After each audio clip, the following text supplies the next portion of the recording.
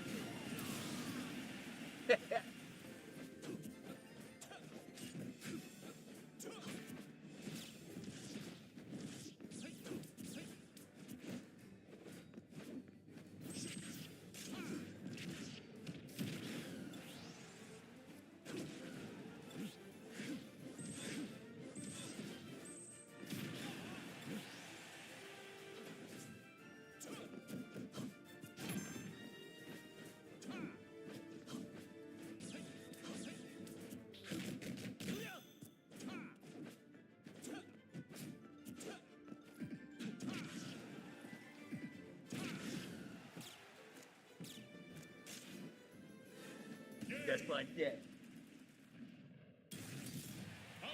Sorry, gotcha. Yeah. Big boy, you lost. Yeah. Solo battle.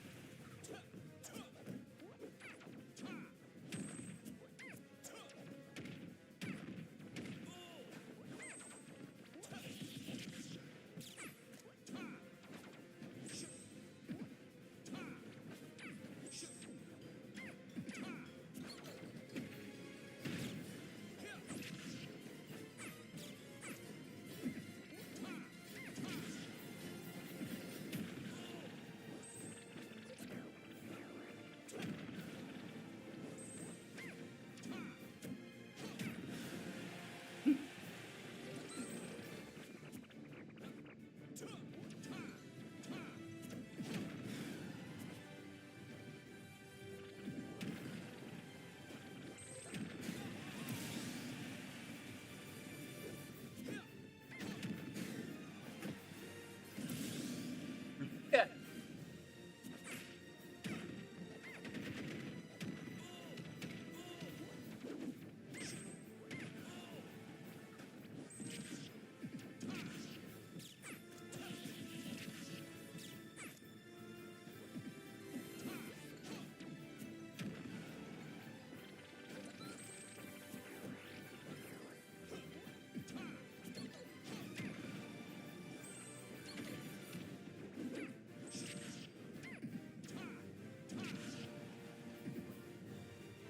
You lost.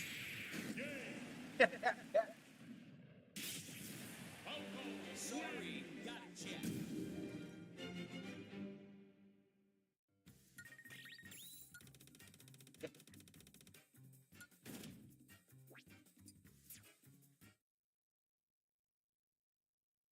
Solo battle.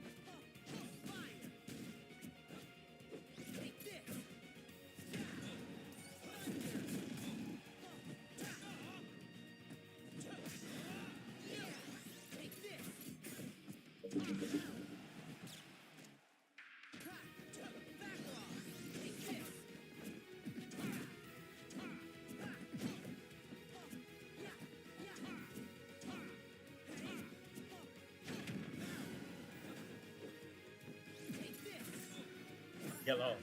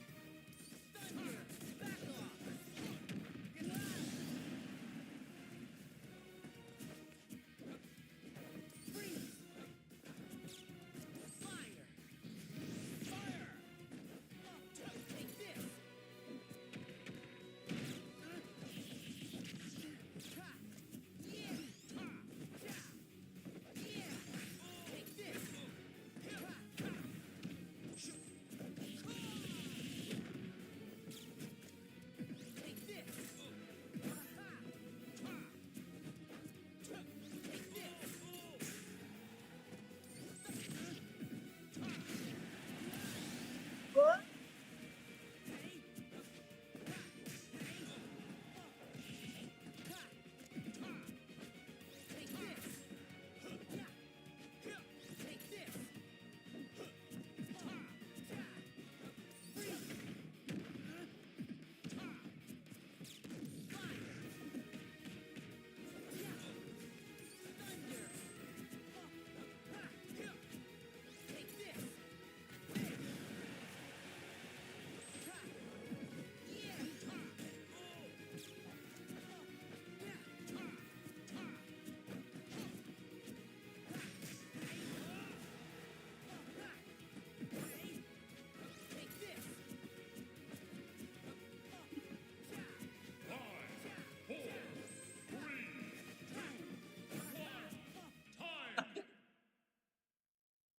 We're doing what they did on me. Sorry, gotcha.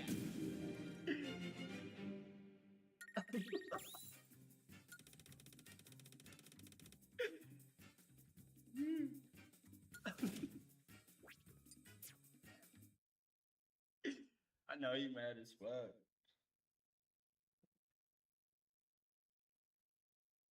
Solo battle.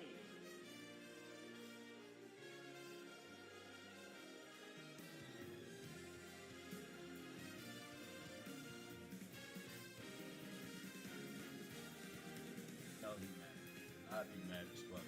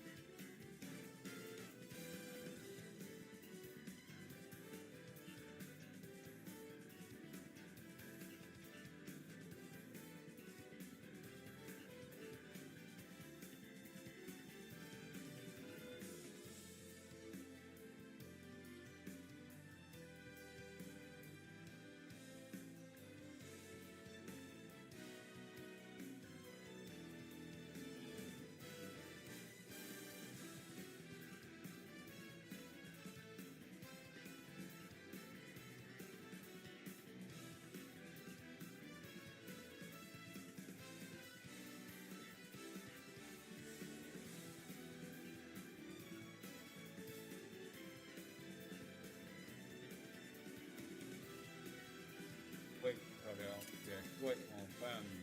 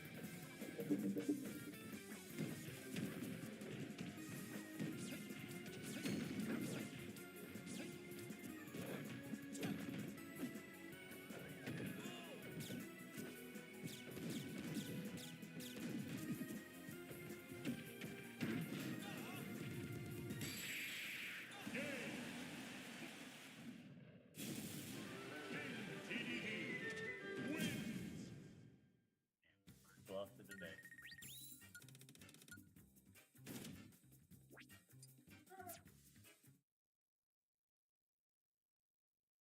Solo battle. I was waiting on that.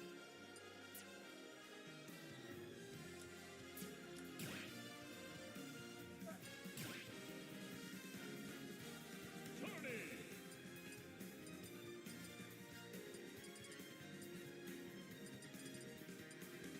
Sora.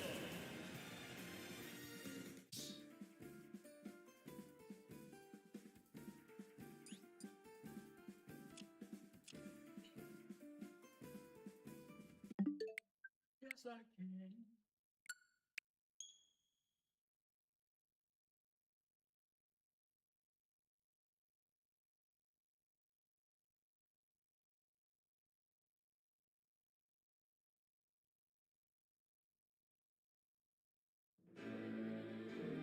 Colors weave into a smile.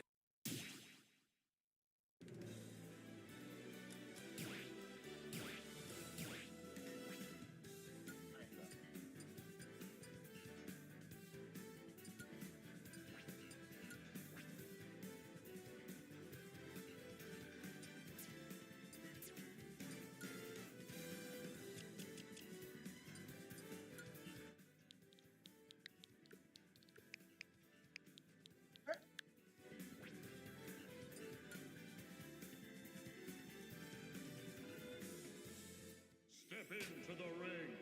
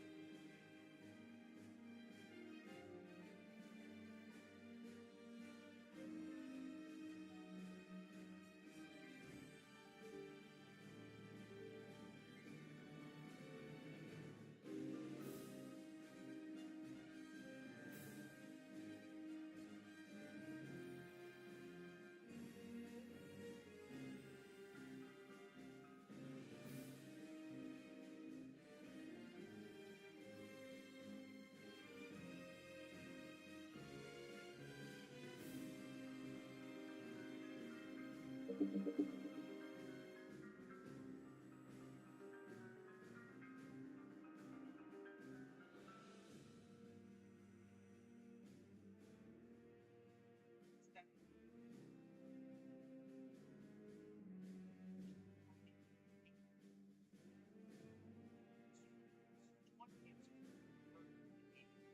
that never worked.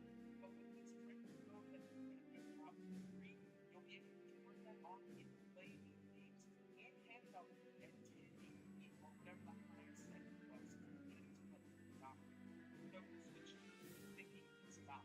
That makes any sense. And because of that feature, maybe I love that control. But you can get not some things that I think has brand new. And this mode has honestly been game changing. So sit back and talk about which game you want. By the way, we are approaching 29,000 subscribers. If you haven't subscribed yet, I would greatly appreciate it as we're trying to hit that for the middle of the year. Now, I actually want to show y'all first how to beat this mode. Because Nintendo has actually done the greatest job of explaining how this works. Because it doesn't automatically work. So what you want to do is go down to the system settings and then go down to the system. And if you look, there's going to be options called Nintendo Switch Software Availability. You want to put that, and it's going to talk about handheld use. You want to turn that on. I want you to stop out the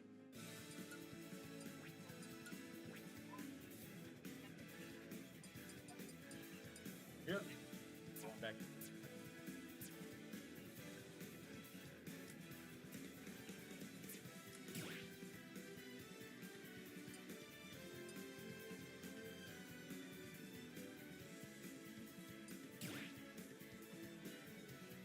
Turning. Kazuya.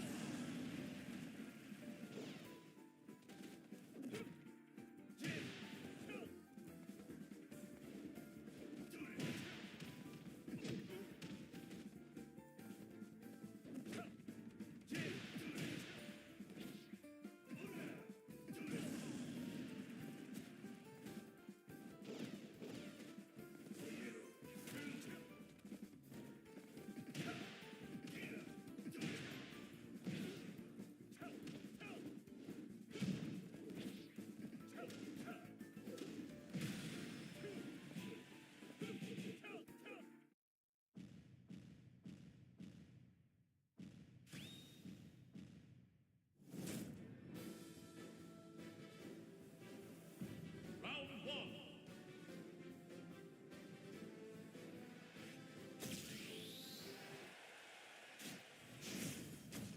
For one day, don't lose. 3, 2, 1, go!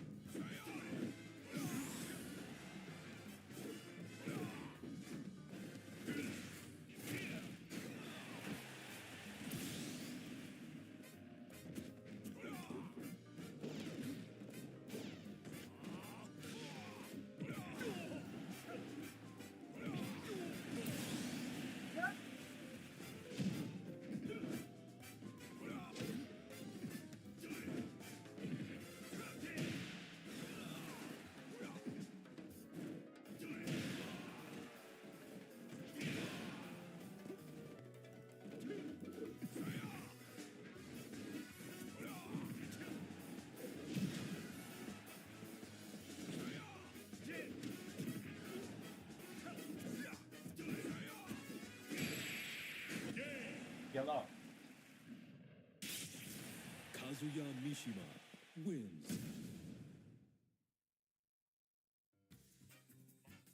Reason why we did so well is that this is also another game that has like seemingly Chronicles, where if you're playing it handheld, the resolution would drop. However, it was no as something like Chronicles 2. I think the lowest that you can see in downside was 540, but it was very uncommon. It just really depended the amount of games. But what I have to say is updates on Switch 2. I can see my have some unlocked frame rate behind it, because normally this was my first time playing on Switch 2. Normally on Switch 1 the frame rate all plays at times there was a lot of and when I was playing Semi-finals. on Switch 2, however, I said part of it. However, this is a game that still is very good for now playing. It's brand new in mode. Yep. Try, especially if you're a fan of the series or have never seen the Ultimate Line. 3, 2, 1, go! Now it's all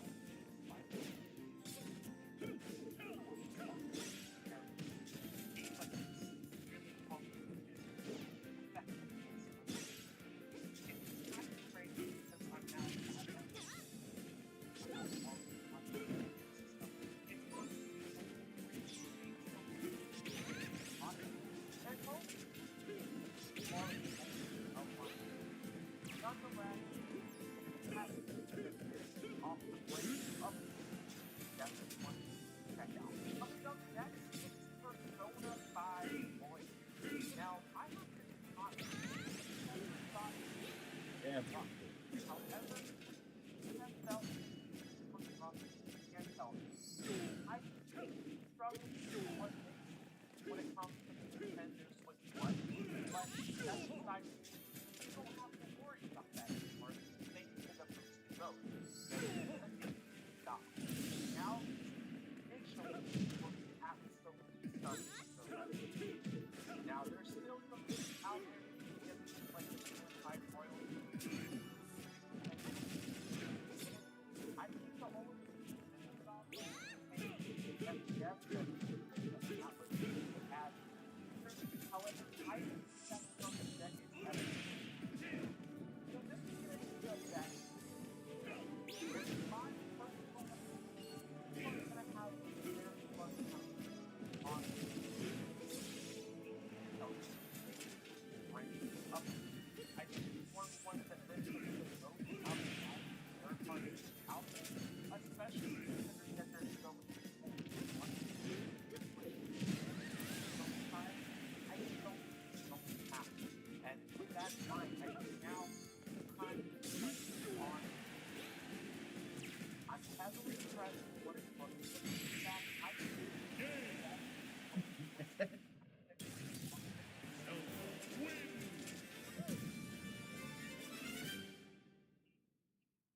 as a better experience than portable mode, I think super excited. So I definitely think this is one to be on the lookout for and one that has that 5 Royal is such a good game. If you have never played this in my personal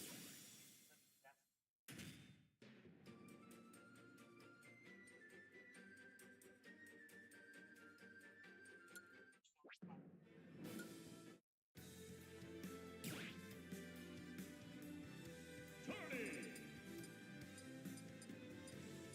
Home win.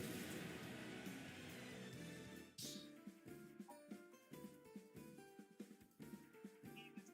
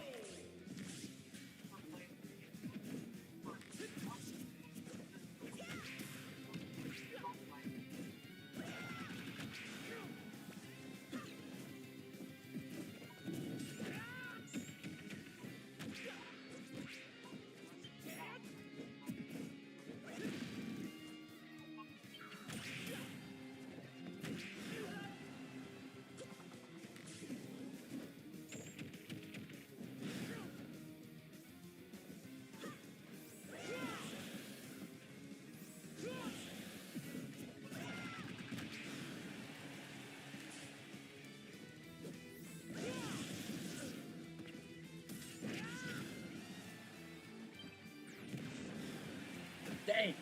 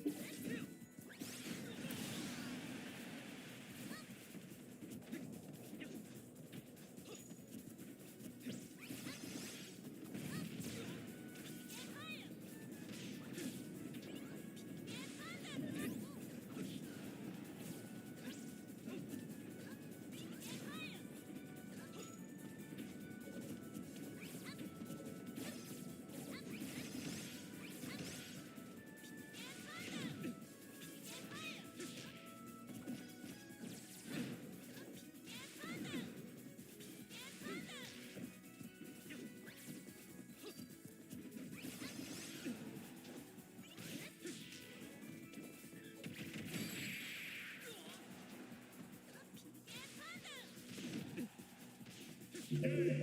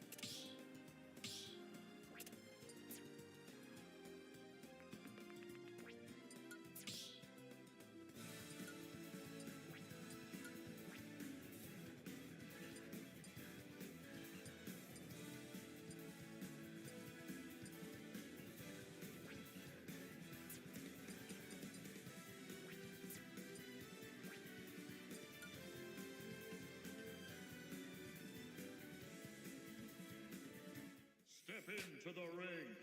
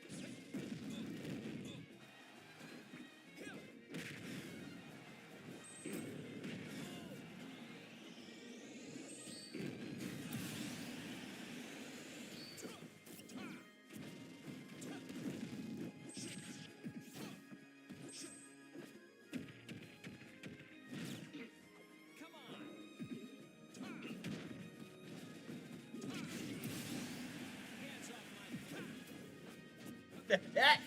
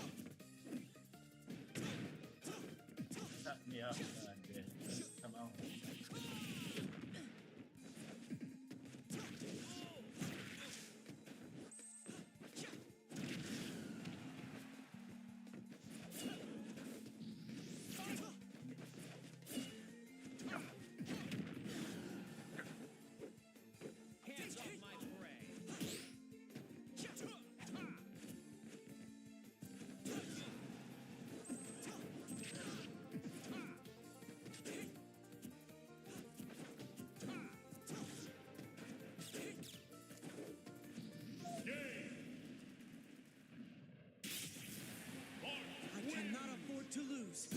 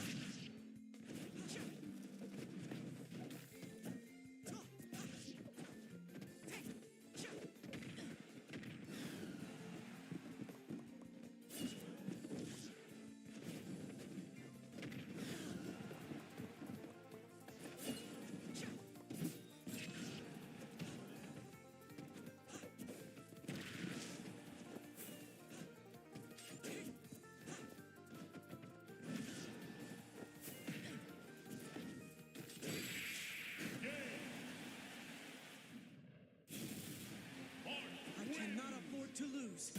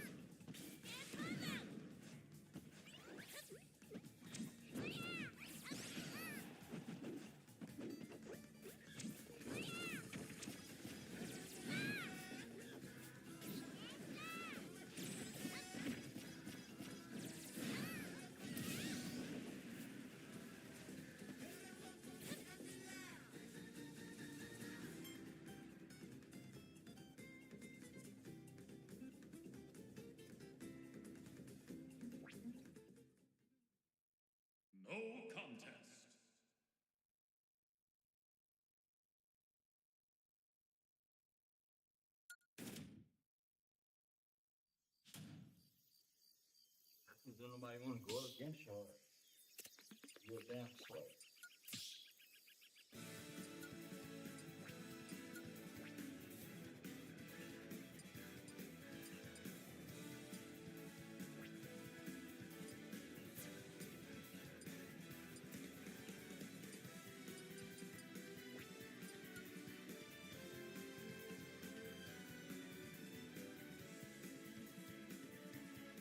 Step into the ring.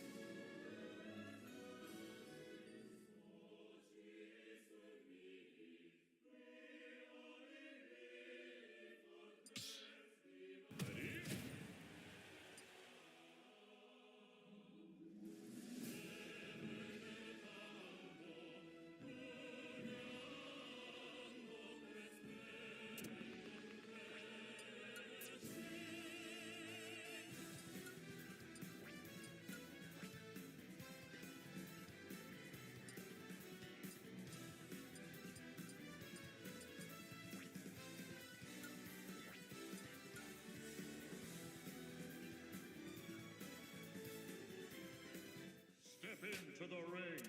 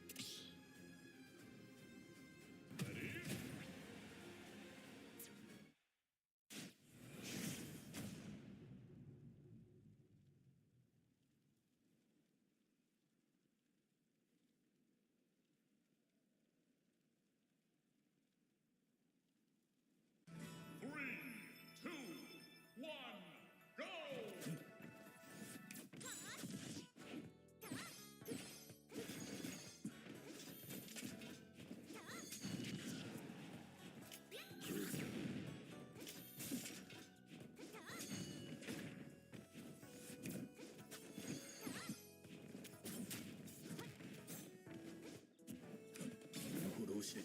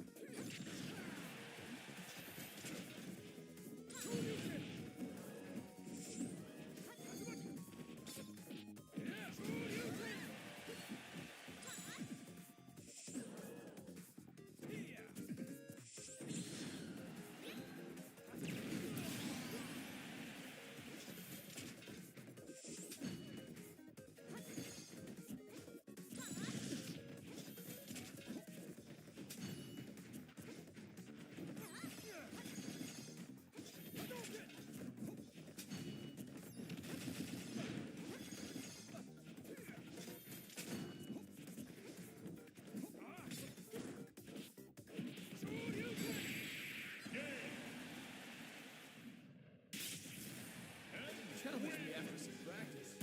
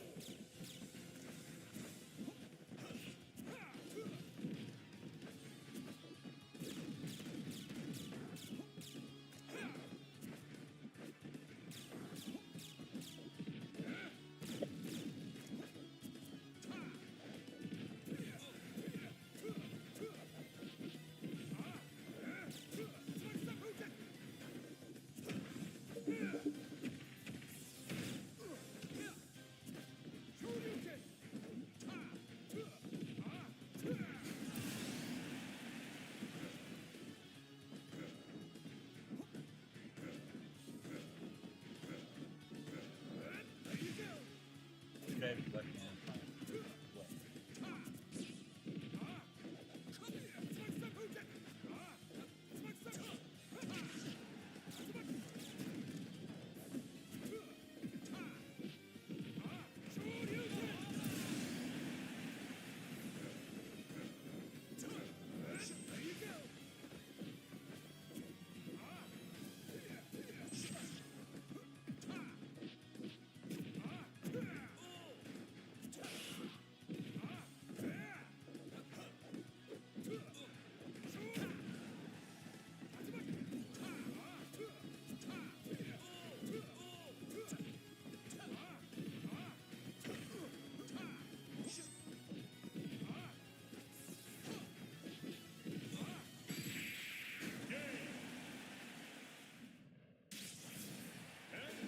I knew I'd win.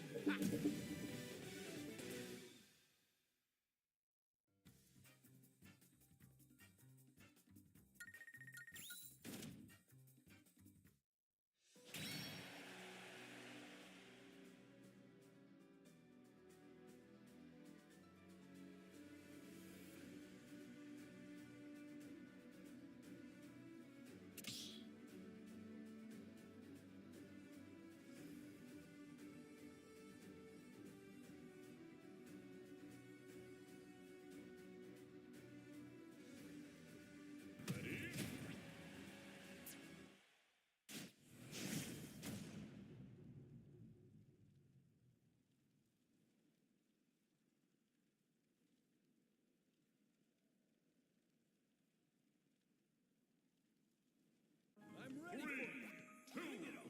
One, go! Bring it on.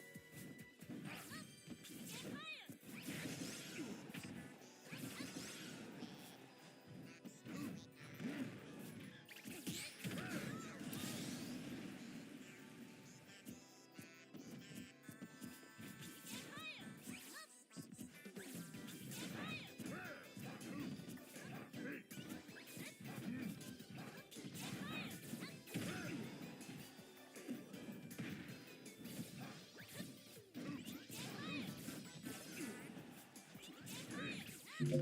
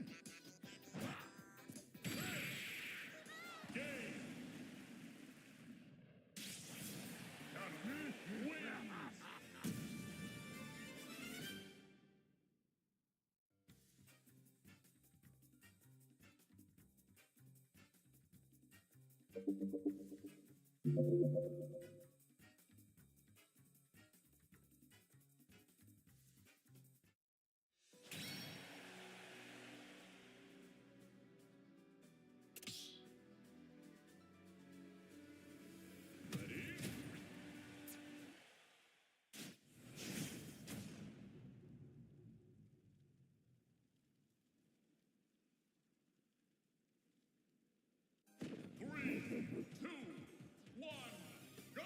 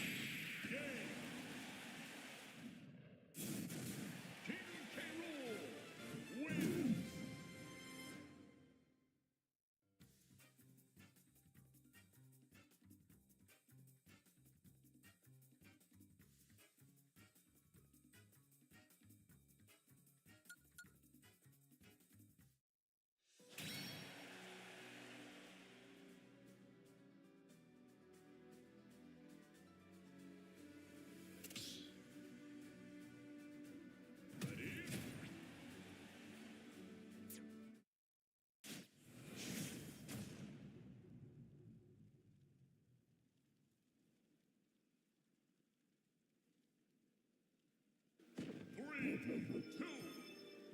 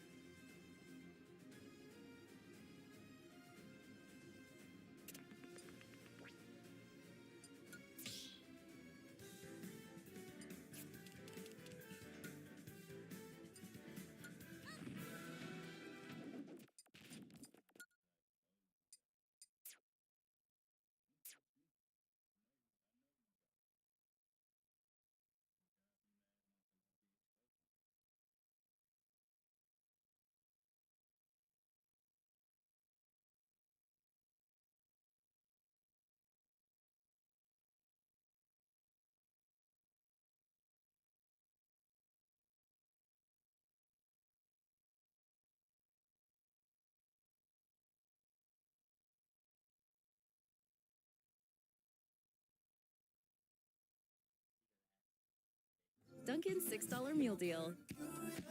2 delicious wake-up wraps. And a medium iced or hot coffee. Bro, working a job in 2026 is nothing but modern day slavery. Man, I just got done leaving this walk track and I was running into a guy who was just conversating. And he was just talking about how he just got done doing an 18-hour shift. Now, there's only 24 hours in a day. 18 hours. And he only got 2 breaks. Guys, I've been trying to tell people this stuff for years, man. Being a guy who used to work a job, these jobs, all they do is they undercut you with the labor laws. They work the hell out of you. They don't pay you no money. They keep you away from your family. They pay you enough just to keep from leaving, offering you a few Christmas parties and some hot dogs and cookies. And people think these jobs really care about them. 18-hour shift. If a job worked you that long, they don't give a damn about you, your kids, your wife, your spouse, nobody. All they care about is making the company money. And this is the reason why after I got fired from a legalized slavery-like job, I came into the online space and learned how to build a business and make money from my phone. Listen, I hate to be the bearer of bad news for you NPCs. I hate to be the bearer of bad news for you normies out there, but every single thing that he said is right. Every single thing that he said was right. A lot of y'all working these 9-to-5s, y'all working every single day of your life. It's essentially indentured servitude. It is essentially legalized slavery. And all the evidence point towards that. How many days do you work every single year, right?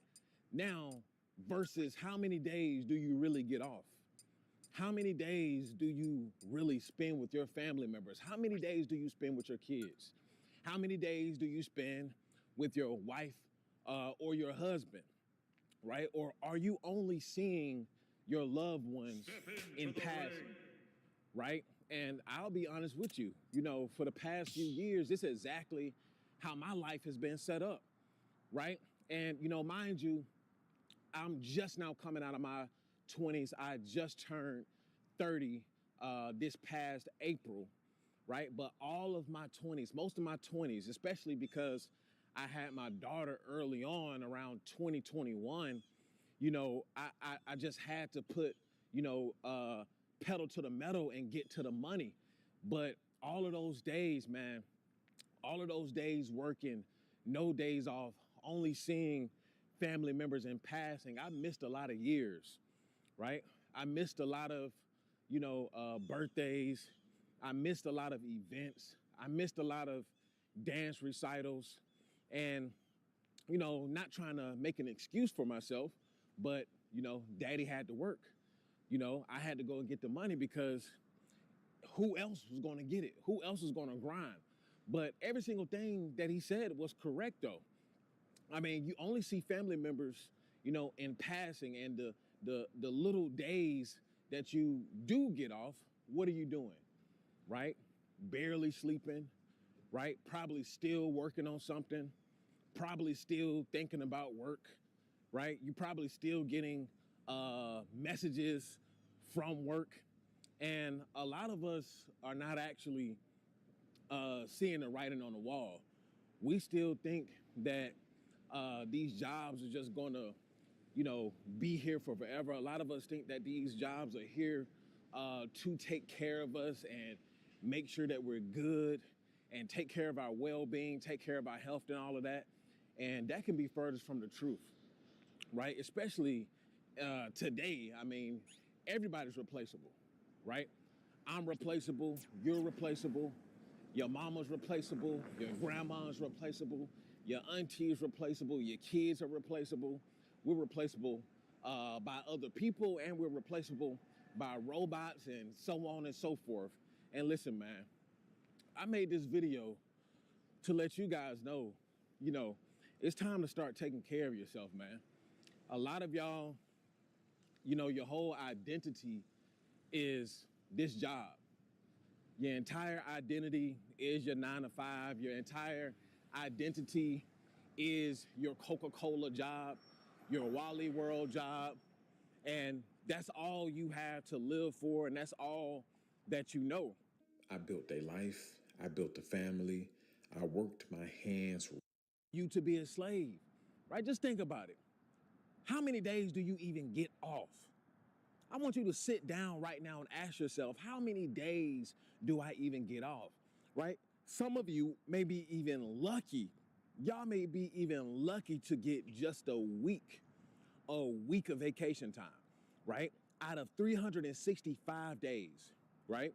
Assuming that you work a full-time job, 365 days out of a single work year, right?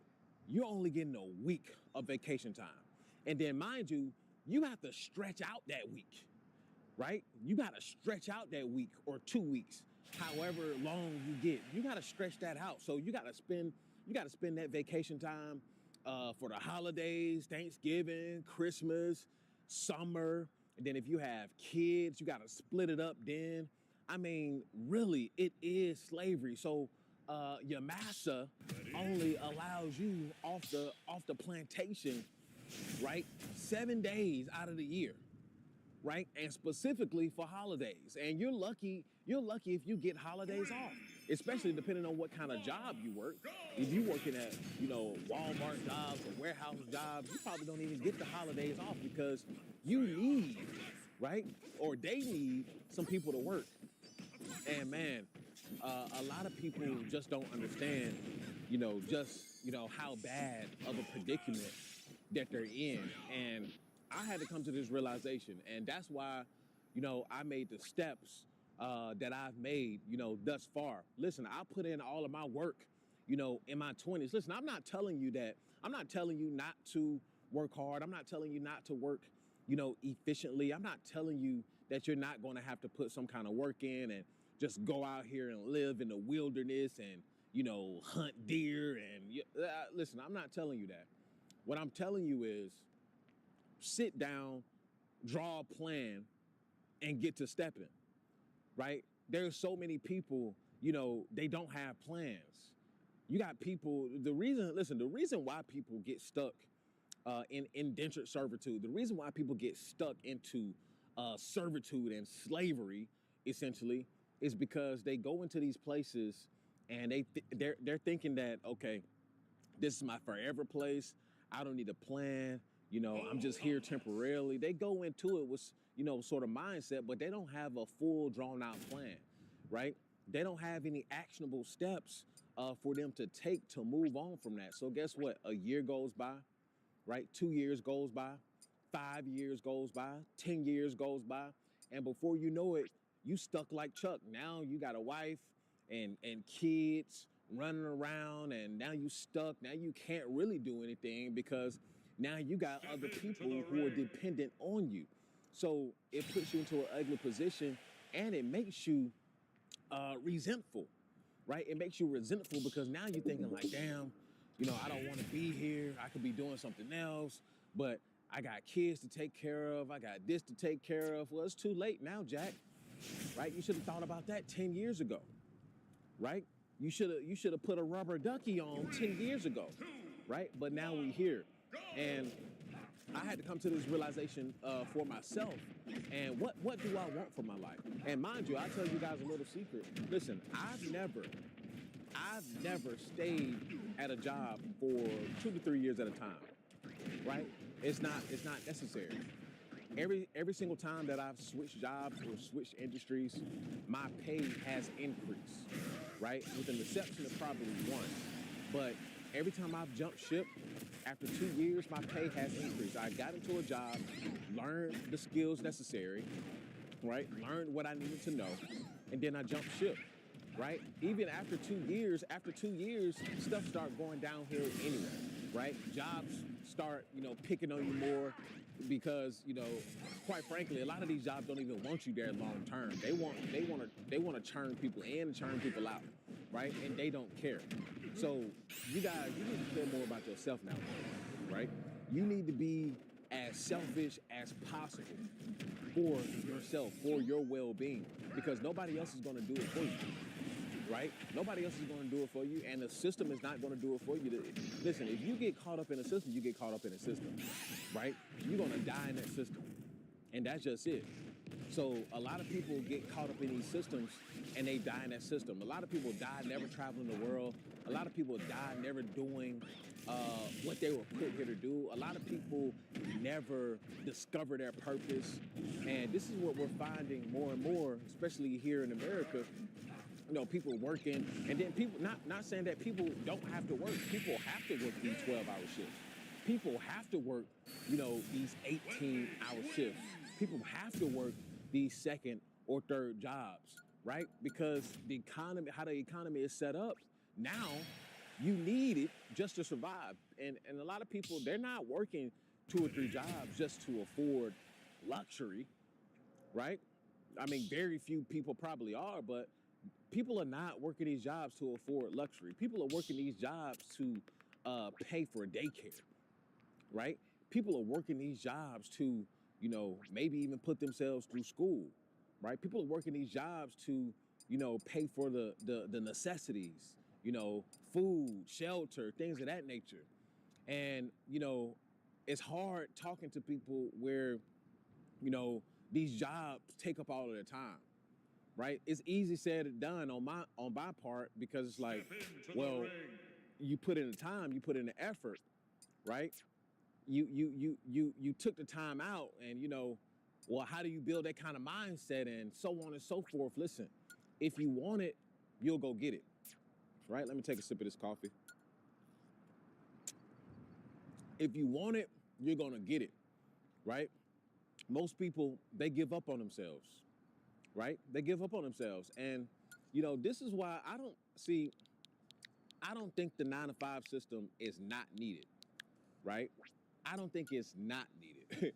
You have some people in this world, you have a lot of people in this world and in this country who would benefit from a servitude system, right? You know, I'm always give, you know, both sides to the coin, right? You got a lot of people who will benefit from the 9-to-5 servitude system.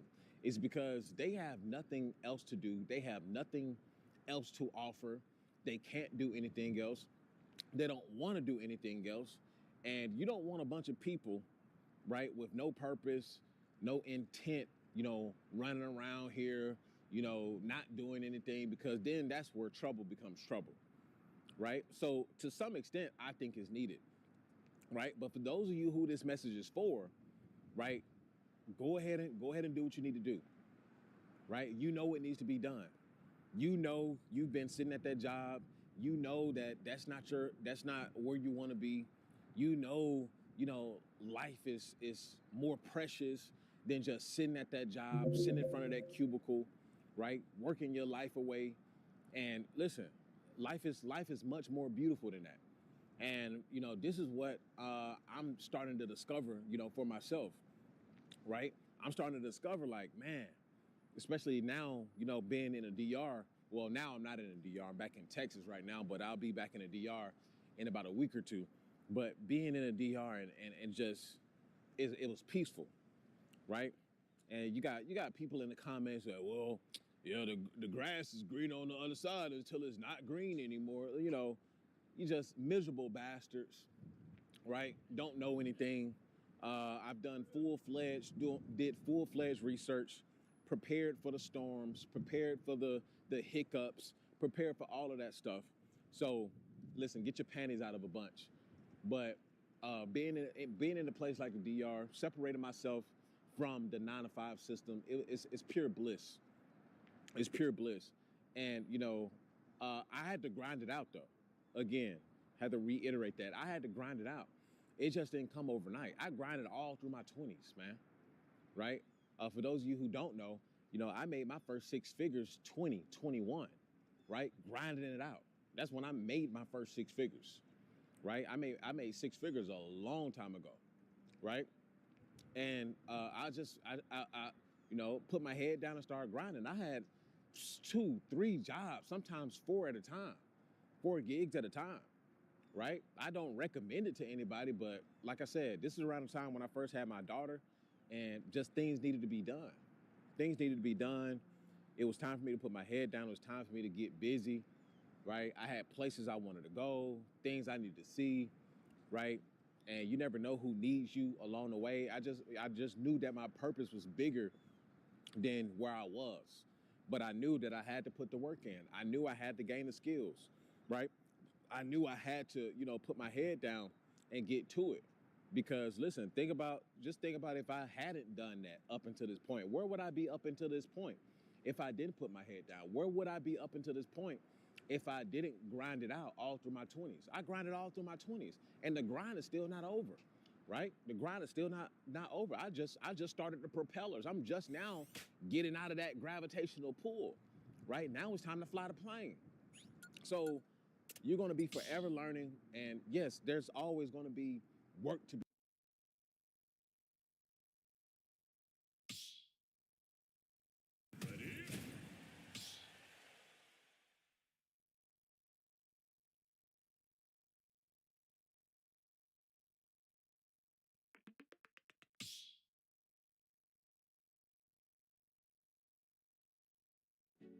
Only in St. Louis do you earn respect by showing up, not showing off. Because your absence is going to make people wish they never played with you. That's right, your absence. For we all know the Bible says, do not go back, seek revenge. Because vengeance is mine, thus says the Lord. And one of the hardest pills I had to swallow this year was that no matter how good you might treat somebody, no matter how much you might love them, they can still turn their back on you. And there ain't nothing you can do but just remain solid and keep on pushing forward. See, I don't play get back. Because when you play get back, then now you done step into the enemy's territory. But guess what I do? I play sit back and watch God fix that. And even though whatever somebody did to you may have hurted you, but don't let it break you. You have to learn how to lead people into the hands of the Lord. Forgive. Forget about what they did. And keep moving on. Some of you guys looking at me saying, man, I can forgive them, but I can't forget. That's true to a certain extent. And I feel you on that. But you know what I realize? Out of sight, out of mind. Come on, somebody. See, your absence is going to make people wish that they never played with you. Your absence is going to make people respect you more. But as long as you keep being around these snakes after they done showed you who they really are and what they really about, they're going to just keep doing it to you. And sometimes you got to just learn how to love people from a distance. And there's a real reason for that, children. Because some of you guys, where you're out in your life right now, you on your way to the roof.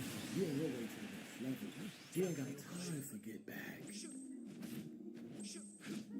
The moment you go back seeking revenge, guess what happens? The enemy is sending you back. You don't got time. You have to leave all matters into the hands of God. There is power in letting go and letting God. Because I realize we don't have control over what people do, say. Think about it.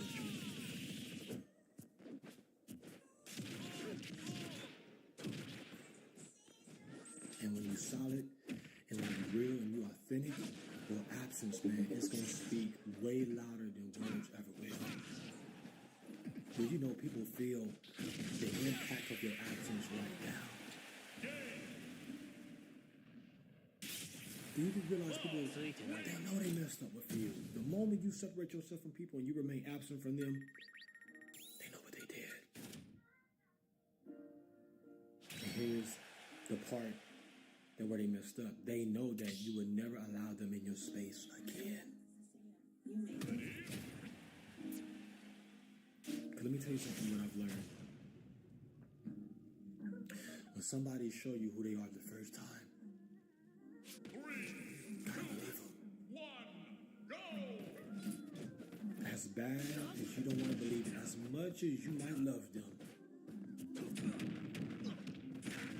because let me tell you what happens when we give people another chance. They'll do it again. Especially if they haven't been delivered from God.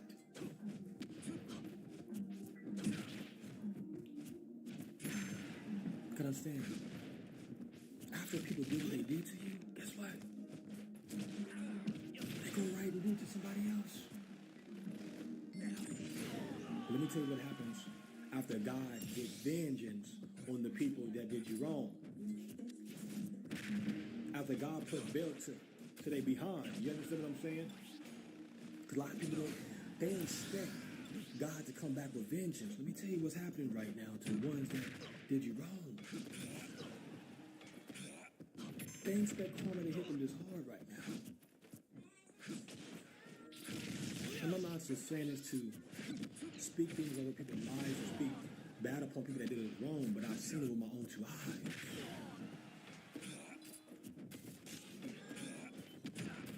You gotta stop thinking that people are getting away clean with what they did to your children. You can understand, man.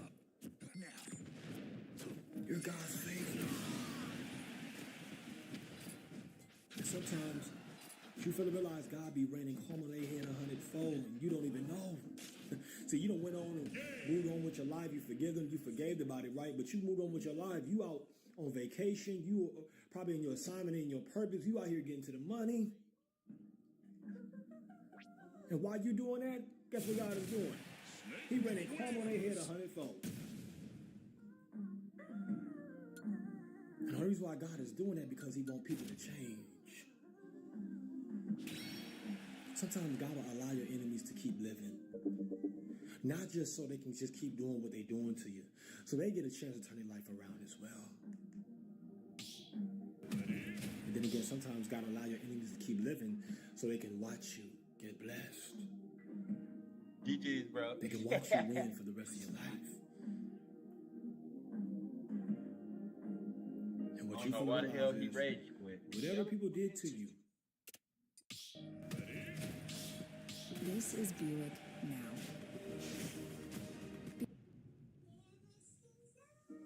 whatever they did to hurt you, remember they meant us for evil. And some of you guys are fresh in it today. Somebody did you wrong. And that's a tough pill to swallow. It's like God revealed to you who it was and what they did and what they said. Oh, it hit you hard, didn't it? But let me tell you something, man. Thank God for exposing these snakes that was in your garden. Thank God for exposing these snakes that was in your past.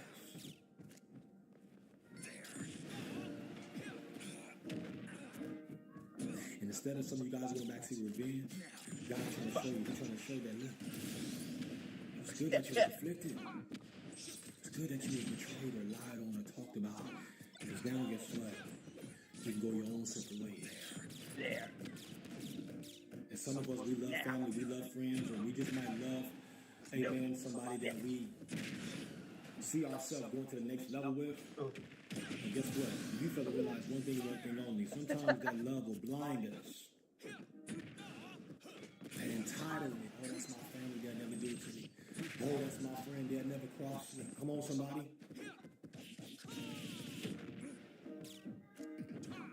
We don't want to believe it.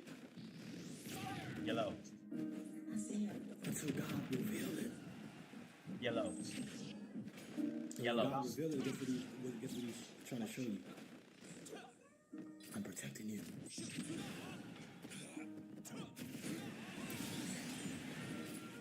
I don't know what he did this message for. Do whatever you gotta do in your Yellow. home right now to just don't try to go back and get back. I'm telling you. That's what you don't want to do. Remember the enemy, the devil, he come to kill, steal, and destroy. I've learned to just let stuff go and just let God have his way. I'm just being honest with each other. You know, I'm not saying this just to be saying this. But when I think about what God is getting ready to do in my life, I'm being honest with you. Sometimes I just let stuff go. And sometimes, hey man, this is how the enemy works. And I want you to pay attention to what I'm about to say. This is very important. Sometimes the enemy will send somebody to get you to go against somebody. Oh, this person said this, this person did that. And the enemy wants you to go after that person that they were talking about. But guess what? The person that's telling you and starting all this other crap and all this other mess, guess what? You already know how that person that they're talking about, you already know how they are. GG, bro. Then 9 times out of 10, sometimes they don't even be true. But that's how the enemy works. He's a liar, he's a deceiver, and he'll send somebody into your life to tell you about somebody that you don't even like. Or not even the fact that you don't even like. You might love them and you might like them, but they don't really like you like that, but you already know. Or the enemy will try to get your own family. He'll try to get your friends to go against you because of calling that's in your life. 9 times out of 10, people do what they do to the chosen ones because of the oil and the anointing that's on their lives. People do stuff out of anger, jealousy, envy. They do stuff out of bitterness. I'm telling you, I've seen it with my own 2 eyes. Sometimes the devil get a hold of people, man. So you have to be careful when you're around people that's not fully delivered by God. Because they're most likely to do something to you when you least expect it. I don't know if any of this lesson. That's why some of you guys are going through some things right now and they did it behind your back. Where some people just did it in your face, like, what you gonna do about it?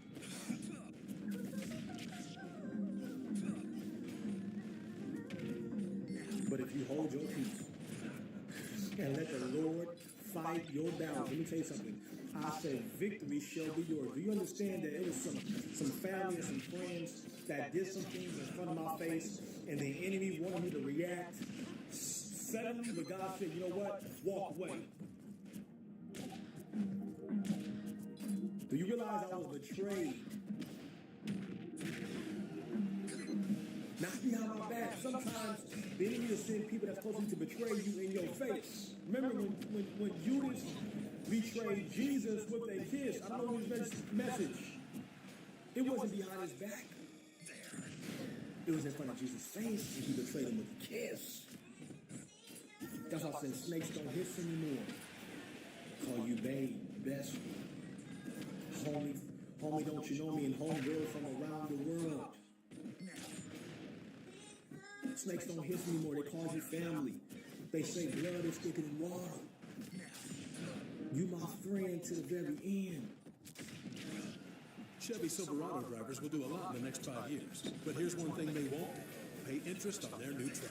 Just announced. For a limited time, get 0% financing for 5 years on all 2026 Silverado 1500 models. Chevrolet. Together, let's drive. Here at Libra Stabilize, our produce department is filled with fresh fruit and vegetables to complete your meal. Ripe tomatoes, crisp apples, vibrant greens. Find them all at prices that stretch your dollar further. Libra Stabilize is your 100% employee-owned grocer. By your side. Maybe the same people that be smiling in your face, the whole time they want to take your place. I don't know what it is message. That's why ain't no need for you to go back seeking revenge. For what? Because the best revenge that you get ready to have is massive success. I don't need this message. And some of you guys have to understand that certain things happen to you so you can get to the next level. Come on, somebody. See, I didn't understand at first when so many things was happening to me at once, right? See, this is when you know you're really chosen, is when everybody decides to go against you. See, this is when you know you're really chosen, when everybody starts talking about you and lying on you, man. This is when you know you're really chosen. The people ain't never stood up for you. Well, people ain't never listened to you, and you was trying to explain yourself to them. Yeah. That's what you never really chose it. And then when it happened to us, right, when people do stuff to us, it hurts us. You know why it hurts the chosen ones? Because guess what? We are the most loving, we are the most genuine and careful spiritual beings and careful souls out here, man. People don't know this. We really love our family. Whether they crazy or not. We love, amen, friends that we had in the past. We love them. But ain't nothing you can do once they true colors come out.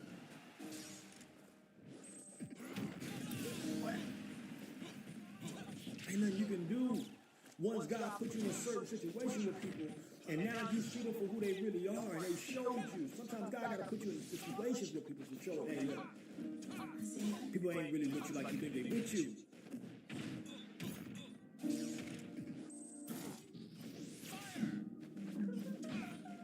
Don't go back to revenge, man. I know you're mad. I know you're upset. I know you're sad. You probably cried your eyes out all last night. Oh, I'm going to put in this mess, but let me tell you something, man. You sowed in tears, but you're ready to reap in joy. Come on, put it on and say, I sowed in tears, but I'm getting ready to reap in joy. You know how many nights I've cried? This is a true story. You know how many seasons I've cried? Come on. You know how many times I've cried? And say, Father God, forgive them, for they know not what they do. See, you got to be a true chosen one to say a fervent prayer to somebody that did you wrong. And people wonder why God put you in a high position. People wonder why God always blessing you. People wonder why God is always elevating you. Because guess what? It's because of your heart. You got a heart of gold. You got a heart of stone. You got the heart of Jesus.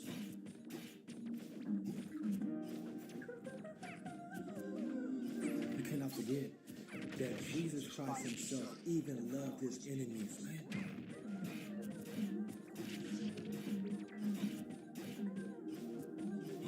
He never said a mumbling word when it was beating him down. And you think you got it worse than Jesus? If you really think about this, man,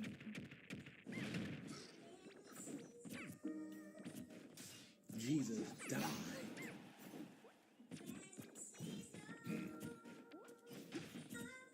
Somebody did something to you and you thinking about going back to revenge, but guess what? Look what they did to Jesus. They killed him. But let me tell you something. He still rose on the third day. And Jesus was just trying to show us that, hey, yeah, they're trying to destroy you, but they're not going to be able to destroy you because it's already paved the way. Come on, somebody. You might be in the pit right now listening to me. You might be sleeping in your car, just might be looking at me while you living in your car right now, right? And tears are streaming down your face while you listen to me right now. Not even knowing Jesus already paid it all. They can't destroy you because you simply get your strength from God, man. Whatever people did to you, let me tell you what God will do. He'll give you the strength to endure whatever they did to you. Endure through the pain. He'll let you allow you to endure through the heartache. Come on, somebody. He'll be a shelter in the time of a storm. Come on, somebody.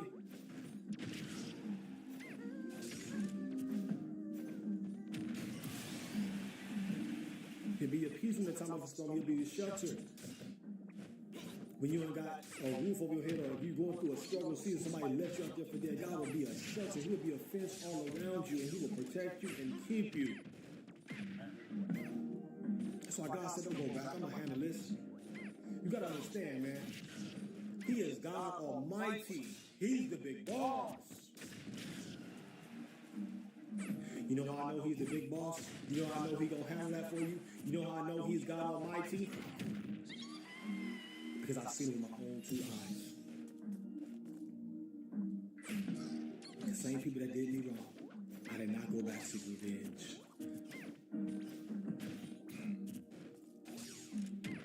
And I promise you, that's what God did.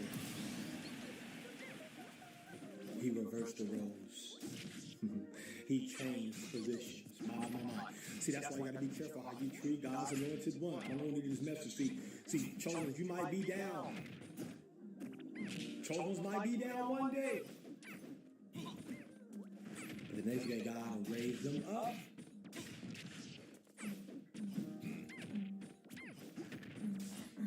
So hate it and love it, the chosen ones on top, and we gonna shine into our hearts now. Go ahead and envy me. Come on, I'm gonna say, go ahead and envy me. I'm God's MVP. Chosen, hear that I don't know about, because you God's most valuable prophet. Whatever people did to you, right? Let me tell you something. God loves you so much, He'll protect you. And the vengeance He get ready to go back and the vengeance that he get ready to take into His own hands, it's going to be 10 times worse than what they dish it out to you. Trust me. One man you do not want to play with is God. And one child you want to play with is His child. And that's a chosen one of God. You gotta understand how much God really loves you, chosen ones. You gotta understand how much God really cares for you. And never forget of God before you.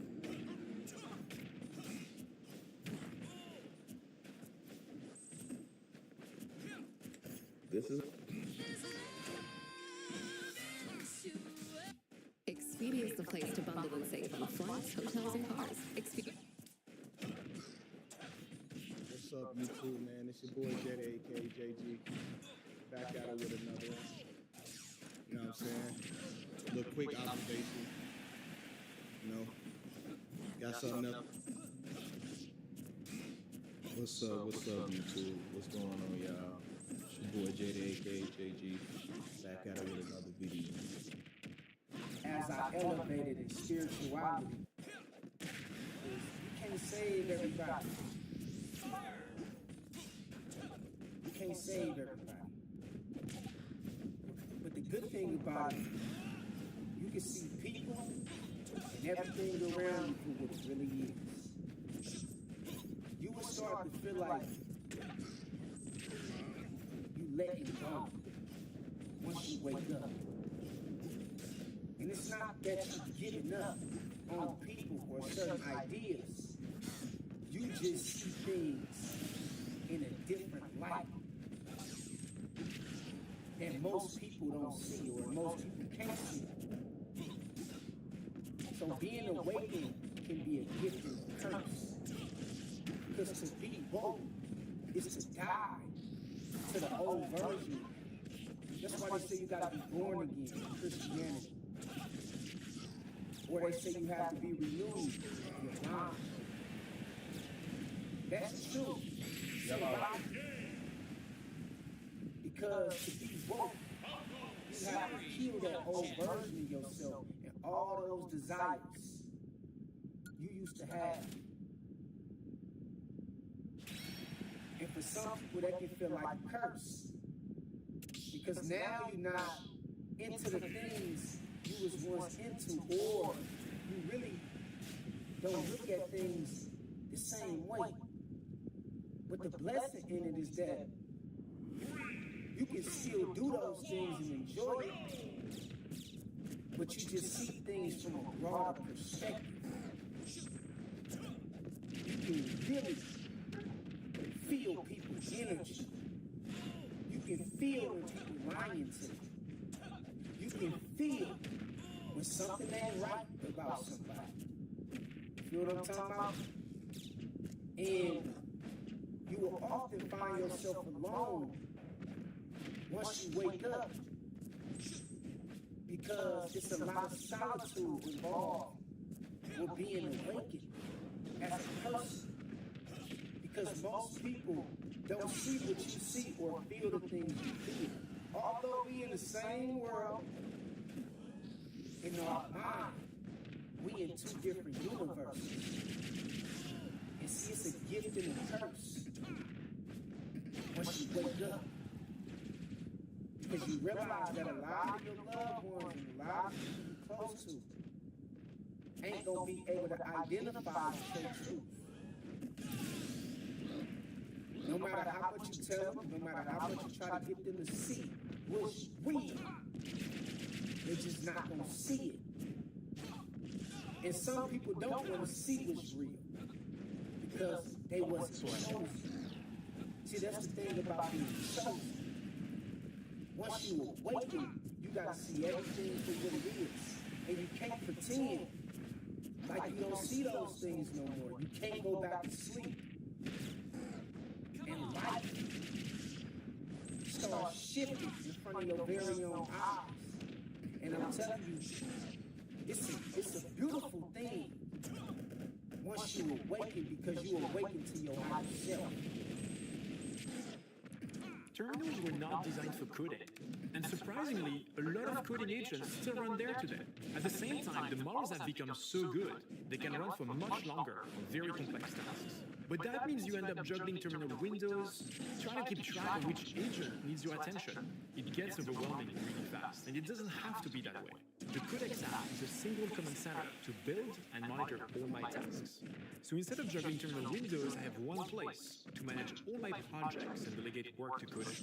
Here you can see all the tasks that Codex completed for me, and some of them are running live right now. This is the future of coding.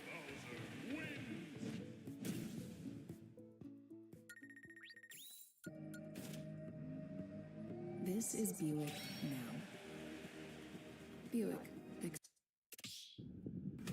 You awaken to your higher self.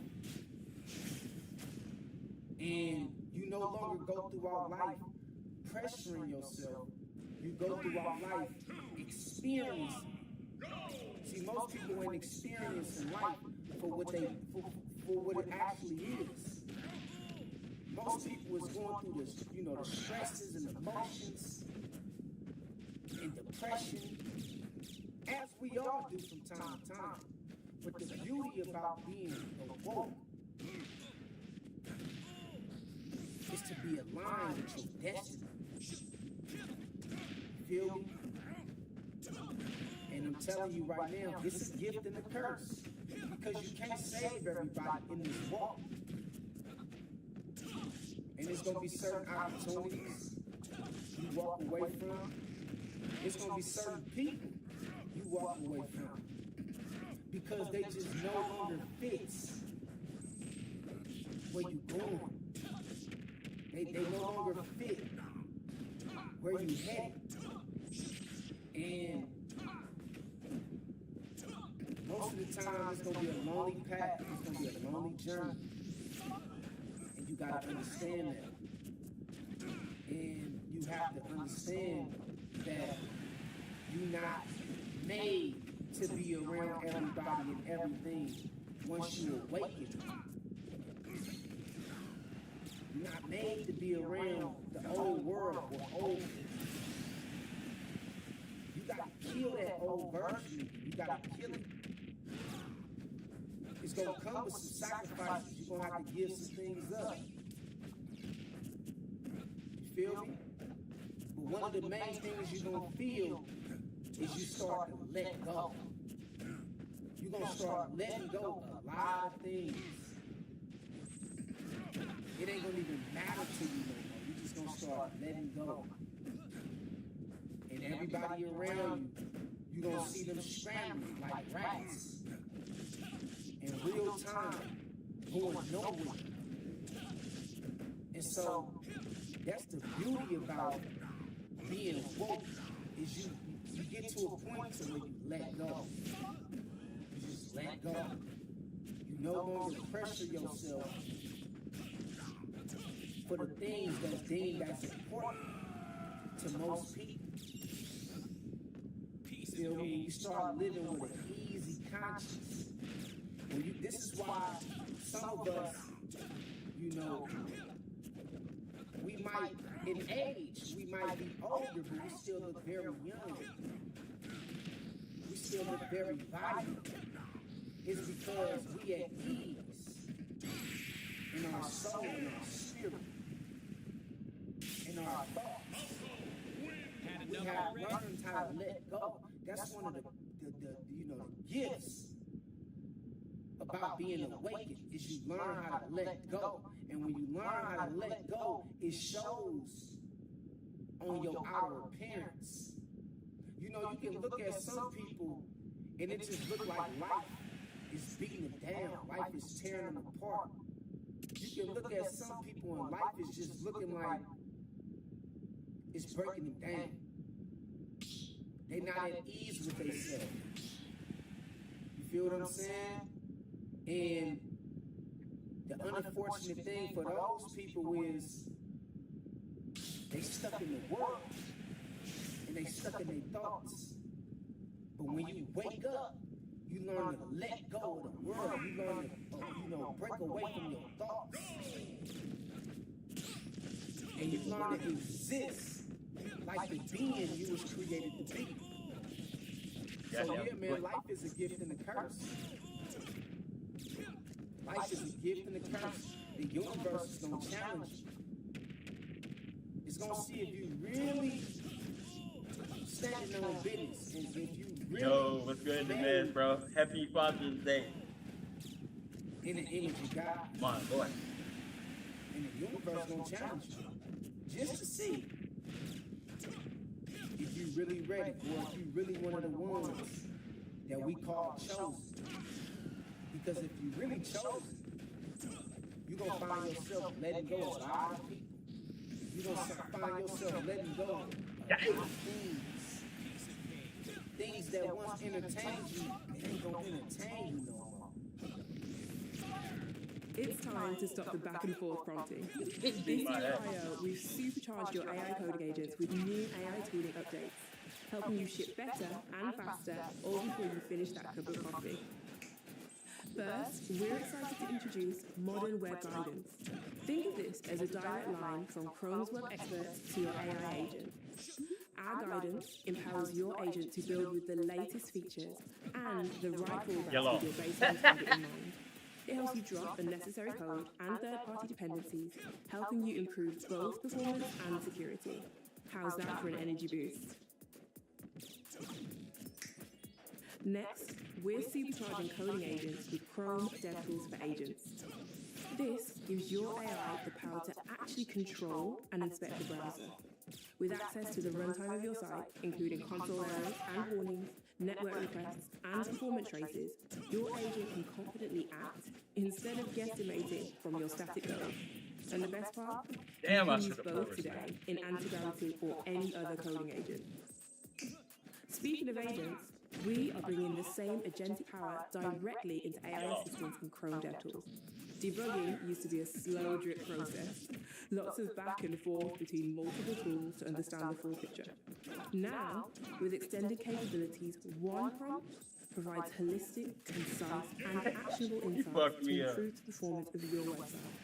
Had enough already? Things you once kept company, you ain't gonna no longer want to keep company no more.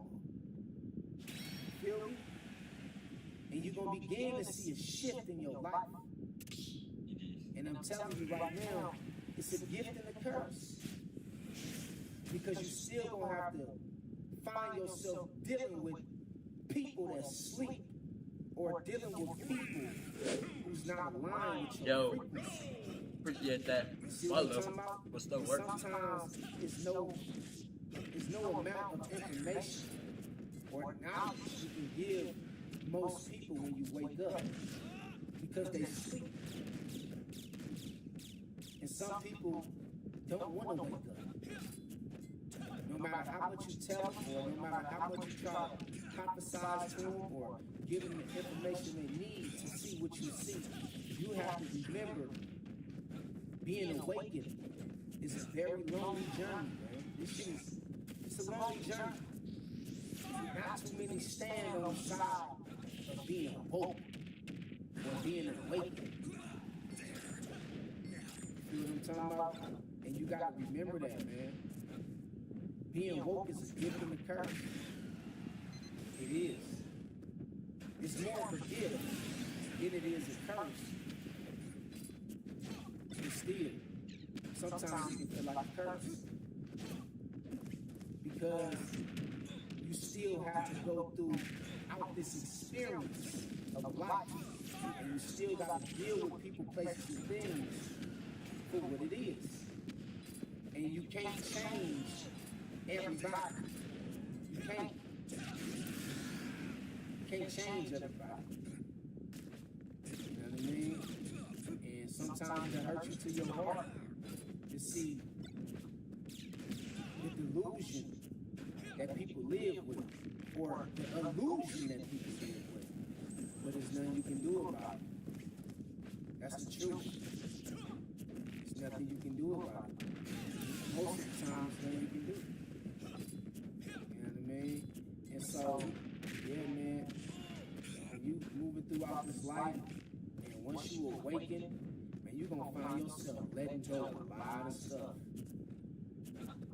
You're going to find yourself giving up on the ideas of this world, or this society, or this reality. You're going to want to be more involved in nature. That's one thing I learned as I elevated in spirituality and in consciousness and frequency. I love nature. I love nature because that's where we really belong. You feel what I'm saying? That's where we really belong, is in nature. You know? And, yeah, man, life and death is a gift and a curse. You're going to watch people you tell things to who going to ignore you. And they're not going to value your information. And those same people might end up, you know, facing some kind of hardship because they didn't adhere to your information. And you got to watch a lot of people struggle that you love. You got to watch a lot of people go through problems, and you can't do nothing about it. You know? And sometimes that can feel like a curse. But you got to remember, everybody wasn't chosen. Everybody can't see what you see, and you got to remember that, man. So, yeah, man, life, you know, being woke is a gift, but it also sometimes can feel like a burden. It can feel like a burden. You dig what I'm talking about? And, you know, it really teaches you how to let go and just exist and be one with nature. And that's one of the main beautiful things about it. But you definitely gonna pick up on a lot of conversations. You gonna see things people don't see. You gonna hear things people don't hear. You gonna experience things people never witnessed or experienced. It comes with the territory of being awakened. You feel what I'm saying? It all comes with the territory. And one of the blessings about being awakened is you no longer fear death. You look at the thing about how people talk about death. Mom, what's for dinner? Water. Just water. Lots and lots of water. You wouldn't feed your kids just water, so I started plants. Feed the miracle grow and go from doom to bloom. Chevy Silverado drivers will do a lot in the next 5 years, but here's one thing they won't do: pay interest on their new truck. Just announced. For a limited time, get 0% financing for 5 years on all 2026 Silverado 1500 models. Chevrolet. Together, let's drive. You look at it in a more positive way. You don't fear death. You no longer look at death as something to fear. You look at death as something to experience. That's one of the blessings about being awakened. You know, like when you trying to accomplish a goal, and you always thinking about this goal in your mind, like, man, I wonder, you know, you can feel how you want it to make you feel, but in that moment, you always thinking about, you know, just the experience that it's gonna give you once you reach that goal. You feel what I'm saying? That's the same way when you become awakened. That's how you think about death. You no longer look at death scary way. You start looking at it like, okay, it's just something to experience, rather than to, fall victim of. You feel me? And I want y'all to stay woke, keep elevating in consciousness, spirituality, and awareness. And remember, man, yes, being woke can be a gift and a curse, because you start seeing the matrix.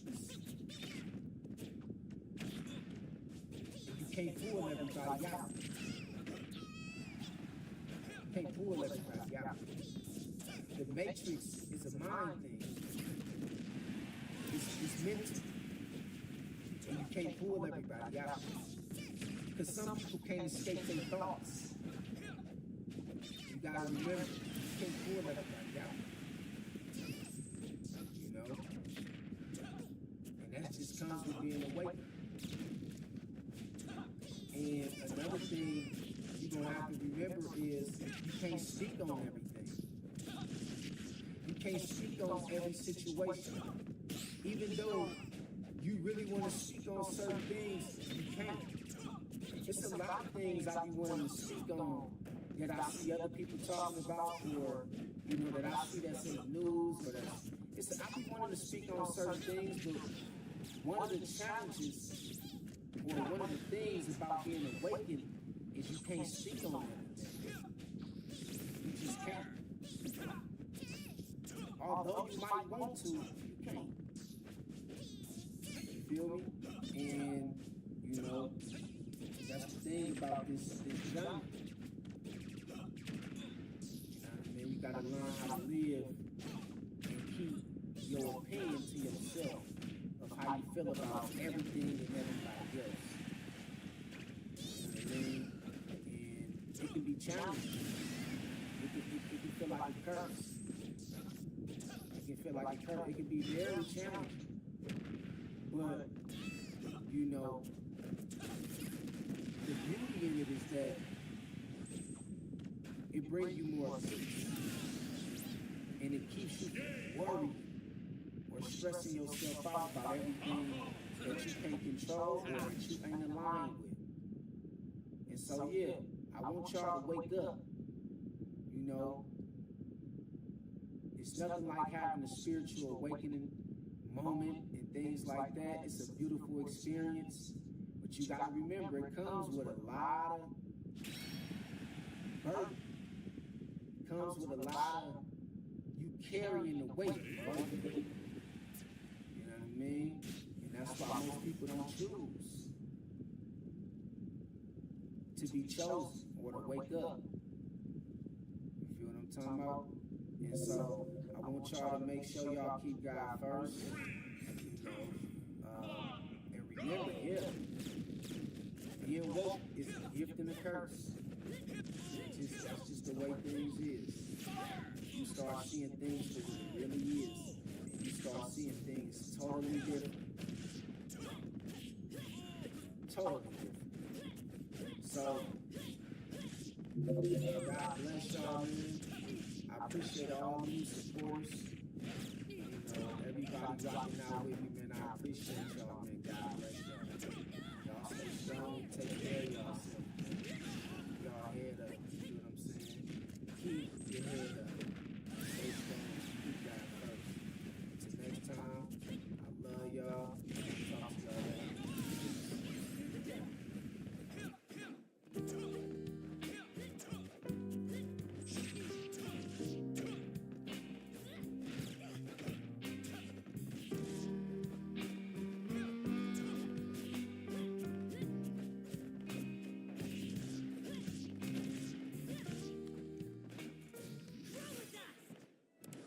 You can get anything you want on the internet. So why are we still taking gen eds like this? At Sophia Learning, we have a solution. Sophia offers online college-level courses that are designed to transfer for credit, helping thousands of people graduate.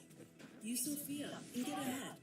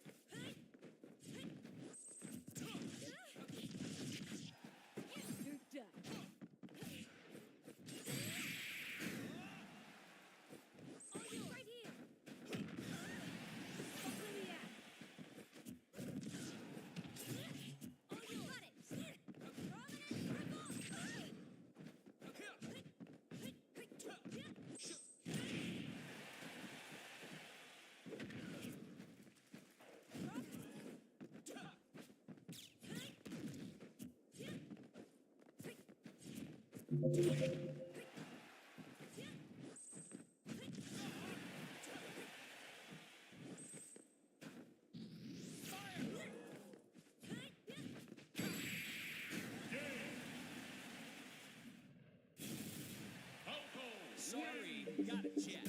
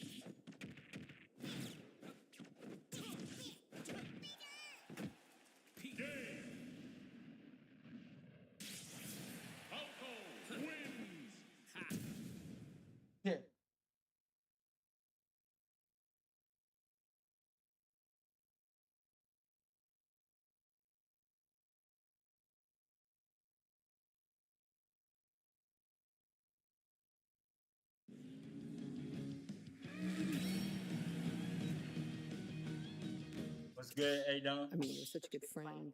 I would come over to you to tape auditions. And I draw. All right, y'all. Millions of Americans are frustrated with the economy, the real estate market, you name it. They're going through that, bro. The government is taking them up and through that. But look, before we get into it, I need you to like before you light it, hit the sub before you hit the bud, join the team before you hit the green, and most importantly, yeah, I need y'all to do that for your boys. Only 2 YouTubers in the world that do that, and I'm both of them. 1,160 roles have been eliminated ever since January. In fact, January 2026 had the most announced layoffs since the 2009 recession. Every time I go to LinkedIn, I see somebody I know, not a stranger, somebody I know that's been impacted by layoffs. This is becoming normal, and we need to talk about it. WSJ just came out with a layoff tracker, and key companies like Meta, Robinson, Walmart were included. These aren't little startups that fail. These are big companies that we were told are safe. Here's why it hits different for us. LA millennials graduate into the recession, and then finally got stable. But then COVID hit. Inflation, rising interest rates, daycare that costs as much as your mortgage. And these aren't just jobs, these are jobs we went into debt to get. And it's not just corporate. Trump's grant cuts are quietly gutting academia. PhDs, researchers, people spent a decade of their lives or more to have these careers at places that are supposed to be untouchable. Even the stable careers aren't stable anymore. There aren't enough stats comparing our generation to prior generations, but we don't even need it. We feel it. Every single time we start to get ahead, something else pushes us right back. And this is why I keep calling us the can't catch a break generation. Hey, they ain't lying, dog. Look, somebody in the comment section said this. Y'all ain't gonna be able to see it, but I'm gonna read it to y'all. It's our fault. After the 08 crisis, no one went to jail. We allowed the Patriot Act. CEOs in our government don't fear us. That is the problem. They can only do what we allow them to do. Act now before we are too hungry and tired to get active. But yeah, it's rough out here, bro. I know so many. I've never known so many people to be looking for a job right now and have been jobless for over a year in my entire life. I've never seen this before. 08 was bad. I remember I was going into the job market looking for a job in 08 when I was a young man then, and I did know people, but now I know so many people that don't have a job, bro. I've never seen this in my life. In this next clip I'm about to show y'all, this guy's basically saying the same thing I just said. This is the absolute worst economy I have ever experienced in my adulthood. And maybe I'm the only person who says this here. I have more friends out of work, been out of work over the last 2 years than at any other time in my life. And it is across various professions. I'm talking about friends who are engineers. I'm talking about friends who work in environmental policy. I'm talking about all of my friends in Hollywood and journalism and everything else like that. Sometimes I hear these conversations and I laugh because I get the text message. They're like, yo, who are these people talking to? I was just on the phone with a friend of mine who was a producer who worked on a commercial for the Super Bowl 6 months ago. She's like, I've been out of work for 6 months. I've been working since I was 16 when I got hired at MTV and have never been out of work this long. That is the Americans right now who are furious. And that's before I get to my students, many of whom, as you said, they can get jobs, but they don't have move out of the house jobs. And that's what you want.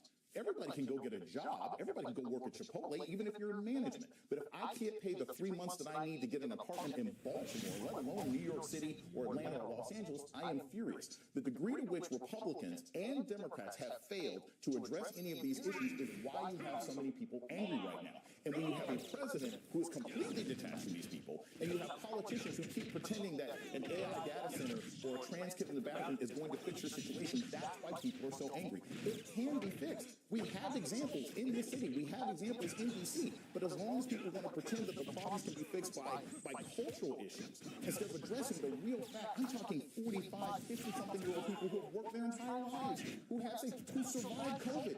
And they are out of work right now, and no one's talking. And it's infuriating to me politically. Yeah, that's wild, bro. Look, check this out. You are the first person to articulate this problem correctly. The economy and job market is horrendous, and it goes beyond the surface level. AI is taking jobs rhetoric. Whatever tools and metrics are being used to measure what's going on is completely broken. The problem is far worse than the data suggests. I couldn't say it better myself. And the crazy part about this whole thing is that, like, the rich is getting richer. The CEOs, the people that sit on the board, and all of that kind of stuff, the shareholders, all of them are getting money, man. You got to see this next clip. I will never forget how this one company budgeted $1 million company wide. Let me tell you this. So like I said, the budget was $1 million. The CEO was getting $234,000. I'll never forget that number because that's random and what it was. The VP was getting $150,000 bonus. There were 8 directors. The directors were getting $50,000 apiece. So just in case you account, 10 people ate up $784,000 of $1 million budget. Okay, Ben. How much money left? $216,000. Divide that by the remaining 300 employees in the company. That means everybody's getting $720 bonus. 2 people ate up a third of the budget. 8 people ate a quarter of the budget. 300 people had to split $216,000. That's how you blow $1 million. Hey, that blows the 80-20 rule right out of the water, man. This more like the damn 8% to the, what? Shit. 92% rule? Come on, man. This is wild, bro. The people that's actually doing the work ain't get none of that bonus money. Look, people are doing so bad in America right now, they have made the decision to just cut off their health insurance for the entire family and just save that money and put it in the bank just in case they need money to get health coverage, to go to the hospital and pay cash. Chevy Silverado drivers will do a lot in the next 5 years. But here's one thing they won't do. Pay interest on their new truck. Just announced. For a limited time, get 0% financing for 5 years on all 2026 Silverado 1500 models. Chevrolet. Together, let's drive. The road to partial onset seizure reduction can be long and winding. You feel like you're not in the driver's seat, afraid to try a new medicine because of side effects, or going backwards. But doing nothing means you won't get anywhere. Try switching gears to Xcopri. It's a once-daily medicine, proven to significantly reduce seizures, even among those who've had seizures for over 20 years. Don't take Xcopri if you're allergic to it or have short QT syndrome. Call your doctor right away if serious life-threatening allergic reactions or rash occur, which may affect the liver, other organs, body parts, or blood cells, or you have suicidal thoughts or actions, or problems with the heart's electrical system, QT shortening. Problems with the liver, nervous system, dizziness, sleepiness, headache, vision, slow motor skills, and thinking can occur. Tell your doctor before you stop Xcopri, drink alcohol, drive, operate machinery, or do dangerous activities. Ask your doctor about Xcopri. It could get you on the road to seizure reduction. All right, we're driving health insurance. Let's do some math. I got a quote yesterday for health insurance for my family, my wife and 2 young kids, and it increased by $700 per month, up to $3,200 per month. Not only is it $3,200 per month, but I also have a $17,000 deductible.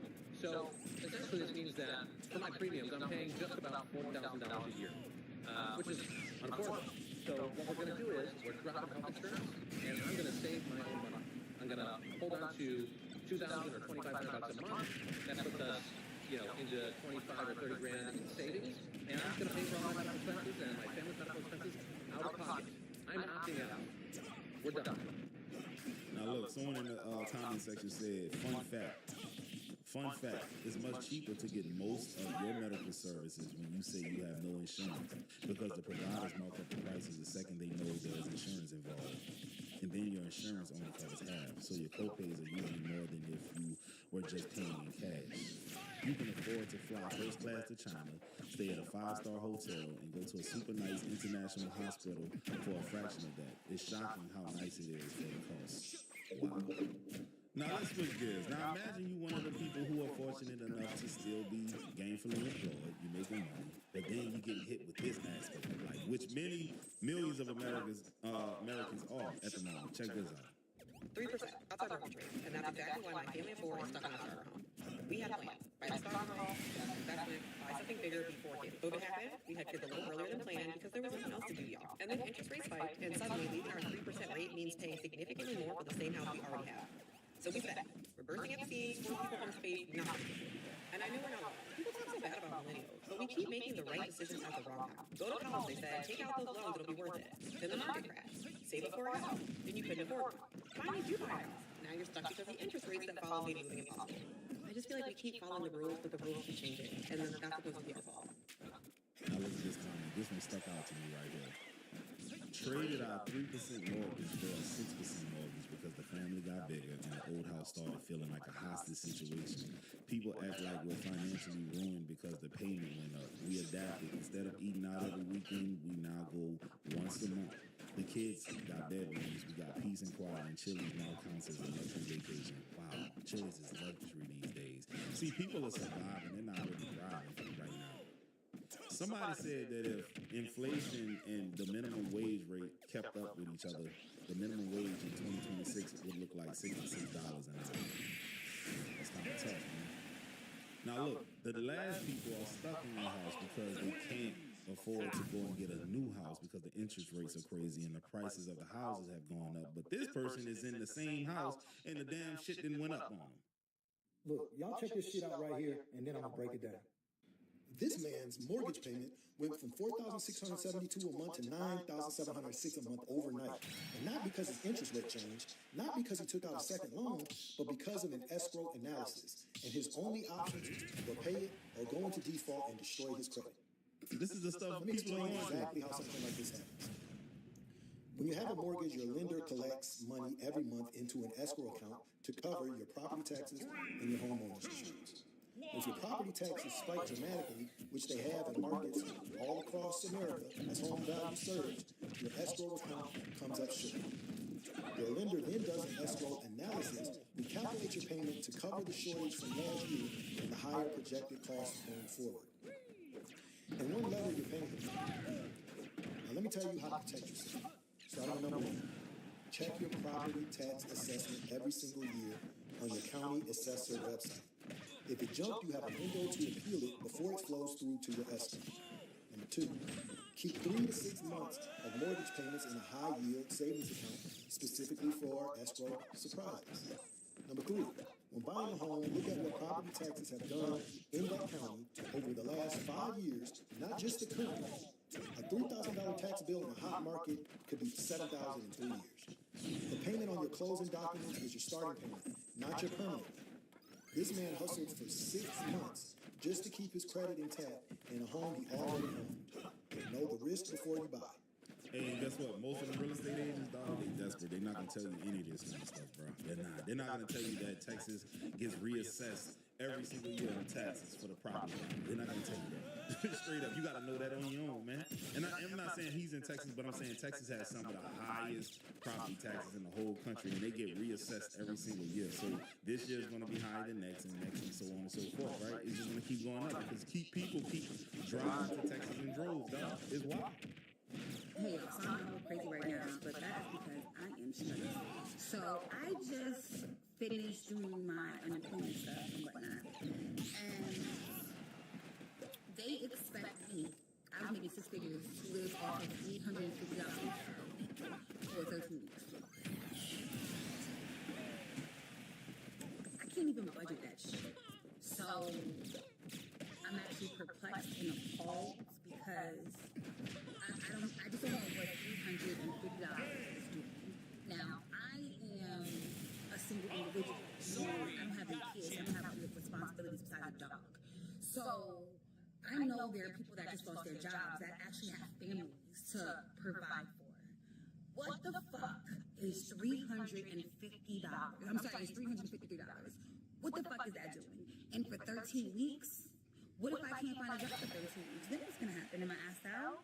Like, I am, this system that we're in, the way times are going, it's just so depressing. I see why people sell ass, because it's just like, what? You try to do the right thing, and this is, yeah. So, now my next step right now is to figure out a budget, because, yeah, I'm really going from 6 figures to $353. We're gonna make this work. It's gonna be fun.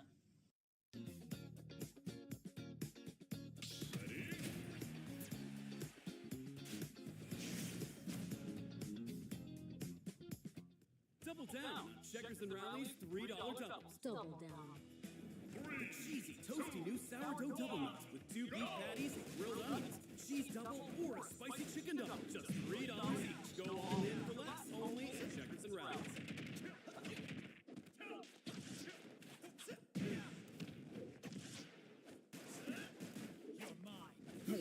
Yeah, I'm glad she's going into it with a positive mindset, because it's rough out here if you ain't got no job, and they ain't looking to hire somebody who's coming off another gig making 6 figures because you know something. They want people who they can take advantage of. Somebody who's been in the job force for the last 25 years, bro, they're not going to take no anything. At this point, they may because they're desperate, but in the beginning, when you're looking for a new job, you're not going for that. Yeah, I've been working too long to be sitting here putting up with something like this. This seems more like an entry level thing, and that's what they want. They want people who don't know nothing. They don't have no experience, so they take advantage of you and get cheaper labor than someone who's been in the field for 2 or 3 decades and know what they're worth. You're just happy to have a job fresh out of college. You're just happy to get your first big girl or big boy job. They don't want to hire people like this. You know what's going on. What's your personal recession indicator? I ordered 3 buses. Open the door, delivered by I just saw a man snatch a purse. What has the world come to? White women delivering DoorDash now? Come on, man. I ain't never seen no such thing, bro. A purse? One of my best friends, who's a real estate agent, just told me that he wants to apply to law school. The thrift store is going to have Urban Outfitters price.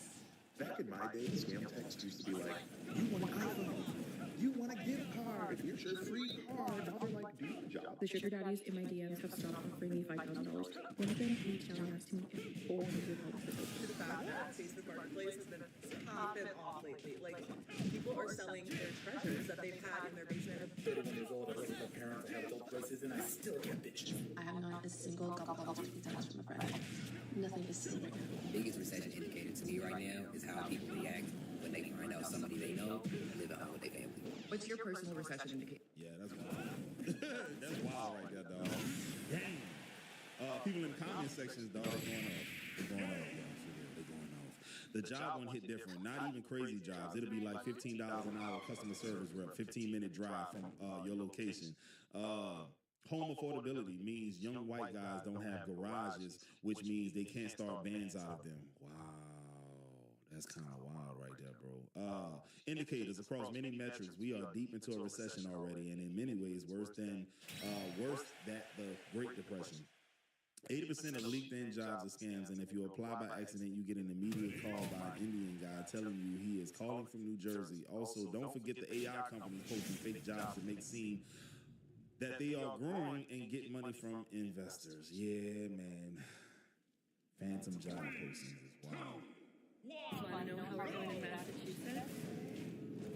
We got a $5 eggplant. We've got a $6 cauliflower. I'm not crying, it's just my eyeballs from my We got $8 broccoli. $4 for the Swift charge. Where do you live, and what do your groceries cost? Okay. That is wild, man. $7 for some damn eggplant. Look what somebody said in the comment section. How do I tag my boyfriend's stepmom? She thinks I just have to make cheaper decisions at the grocery store, like cheaper cereal. Cereal, you think we rich and healthy enough for stoner snacks? Hey, your stepmother out here applying pressure like that, man? Tell her to kick rocks, man. You ain't even a real mother. You're the stepmother. I'm joking. Stepmothers are important too. I have a real cool stepmother. How the fuck is it that I work on sites like this? Blue collar, right? We build shit like this. Bow cans, pipe, backloads, concrete. Blue collar, you know what I'm saying? How the fuck is it that I work in this? And I'm a heavy equipment operator, so that is what I operate. You know, that another one. But yet, I'm still struggling to live in America. I'm doing shit like this. You know, right now I'm in Kissimmee, Florida, but I'm doing shit like this. Shit like this, doing shit like this. Digging down on the meter and raising the boxes to curb level and everything. How is it that I'm doing heavy labor jobs? You know, that's what they say. This is what the old generation says. You gotta work hard, you gotta get you a good job. This is what they say. Work hard, get you a good job, and pick up a good trade. How is it that I work in something like this and got 6 years of experience in this, make a significantly good amount of money when it comes to gross pay, and yet I'm still struggling? And I'm living below my means. I don't have Netflix, I don't have any of that shit. Right? Just enough to pay the rent, just enough to pay my insurance for my car, barely can get food. Food stamp says I make way too much. You know what I'm saying? How is it that I live in America, working heavy labor, blue collar jobs like this, 6 years of experience, and yet I can't live in America? Hey man, but this is the real America, man. You can't listen to what these people saying on the internet and things of that nature. This is the real America. When you hear your president say, yeah, the black jobs are doing well, man, the blacks love me. Gas is going to come down soon. Your health care is more affordable. Nah, that's fake. You got to listen to what the people saying. The people telling you what it is. That's the real pulse of what's going on. But how do you afford to travel as a family of 5 in this economy? Generational wealth. Generational wealth. My parents worked very hard and they invested very well, and they live in a beautiful home in Florida, in a beautiful area of Florida, and they invite us to come and stay with them, and all we have to do is figure out how we're getting here. And they pretty much pay for the rest. That's why we drove this year, because we couldn't afford to fly. Am I wealthy? Personally? No. My parents don't pay any of my bills. Did they pay for my college education? Yes. That's a huge privilege. I understand that. But that's really it. And you're not far behind. You're not behind anybody, okay? I'm here because my parents have done very well, okay? Not everybody's in debt, right? To travel, some people are, not everybody is. The reason that we're not is because of generational wealth. And I think we just need to be very clear about that I wouldn't be here if I didn't have rich parents. Okay? I'm going to be real honest with you. That's how it is. I hope I can be this for my kids someday. But for right now, I'm just real grateful to Mother. She has a sensitive stomach, and we usually avoid chicken. Frankie, it's your lucky day. This is the Blue Buffalo Life Protection Formula salmon recipe made without chicken. Real salmon is the first ingredient. Looks like Frankie has a new favorite. Find the perfect Blue Buffalo recipe at PetSmart. At Sophia Learning, we believe in making education more accessible and affordable for everyone. That's why we offer online college-level courses that are transfer-friendly. We know students are real people with real challenges, but Sophia can be a real solution. Sign up today and fast-track your degree.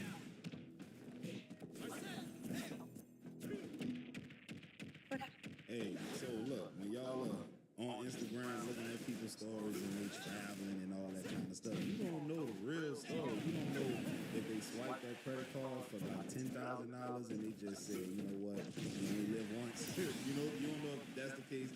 You don't know if they've been saving up for the last 5 years for that trip. You don't know if somebody gave them that trip as a gift. You don't know. Some people are scamming out here. Some people are doing so much stuff. And you sitting up here judging yourself. Why can't I go on a trip like this? You don't know how many meats been inside of her mouth for her to afford this. You don't know how many older gay sugar daddies that man been messing with on the side in order to get that money to go on that trip. Man, these people wild out here, bro. Whoa. My bad, y'all. Gotta do better. Yeah, I just have to come on here and vent and just tell you guys, like, I am so happy that I graduated with my master's, and I'm very proud of myself, and I know it's a huge accomplishment, and I know, like, a lot of people are like, oh my god, like, you know, like, revel in this and just, like, take it in. But the truth is, I'm sitting with the reality of, like, the fact that the career I'm in, when you get licensed, right, it's an LAC license. When you're a counselor, you get an LAC license for 3 years, mandatory 3 years. So it's like a provisional license that you have to work under another therapist, right? And majority of the jobs that I'm seeing for an LAC are between like 55 and like 70, but like barely seeing 70. That it's like a rarity that I'm seeing 70. And to know that, like, not only I have a bachelor's, but I also like have a fucking master's, and like just thinking about all the loans and just thinking about bills and inflation and the economy and like where things are, and just to know that, like, yes, I'm happy to be a professional, yes, it's something I'm passionate about, but unfortunately, like, we live in times where passion is not enough in a field, you know what I'm saying? Like, shit is so rough and things are so expensive that you just can't do shit out of the kindness of your heart just because anymore, you know? So my point is just like thinking about making such a low salary, and I know I understand even having a job is a blessing in today's economy, but I just feel like I'm having, I don't know, maybe I'm spiraling, but I just feel like the output or the input, whatever I put in is not gonna generate what I thought it was gonna give me back. And it's to the point where I'm even considering like moving out of New Jersey because I feel like it's too expensive here. And I feel like, you know, I have my mom, I have my dogs, and I don't want to live in survival mode anymore. Like, living in survival mode has turned me, long term, has turned me into such a different fucking person. Like, I don't even feel like a person sometimes. Like, that shit makes me feel fucking animalistic. It's crazy. And it's so hard, y'all. It's so hard because, like, I'm also not going to change. So I don't want to, like, uproot my life just to go somewhere because it's financially convenient. But at this point, I feel like I'm being pushed out. And, you know, I just don't know that you work so hard for something. You invested so much time and money. And it's not giving, like, the coins, you know what I'm saying? The coins in return. It's making me, like, I'm trying to, like, trust God and, like, trust the process and trust things will, like, be taken care of, y'all. But just... this economy and the way things are, y'all, it's hard. Hey, look, man, this dude in the comment section, look what he said. I'm a college professor with 2 bachelors, 2 masters, and of course a doctorate. It took 10 years to even approach 60K. It is hard. Listen, I ain't the smartest dude in the world, but I'm all about the dollar. And what I mean by that is this, man, the rate of return on investment, man. You know, there's no way I personally would have kept going to school knowing damn well I'm going to make $60,000 at best. There's no way possible. That's just me, though. I couldn't do it. I already got screwed one time when I graduated, and I couldn't find a damn job. You think I'm gonna go back and get a master's so I can get doubly penetrated? Hell no, they're not gonna touch the back of the oven on me. Hell no, we was going for that. I'm somebody's child, bro, and I mean that.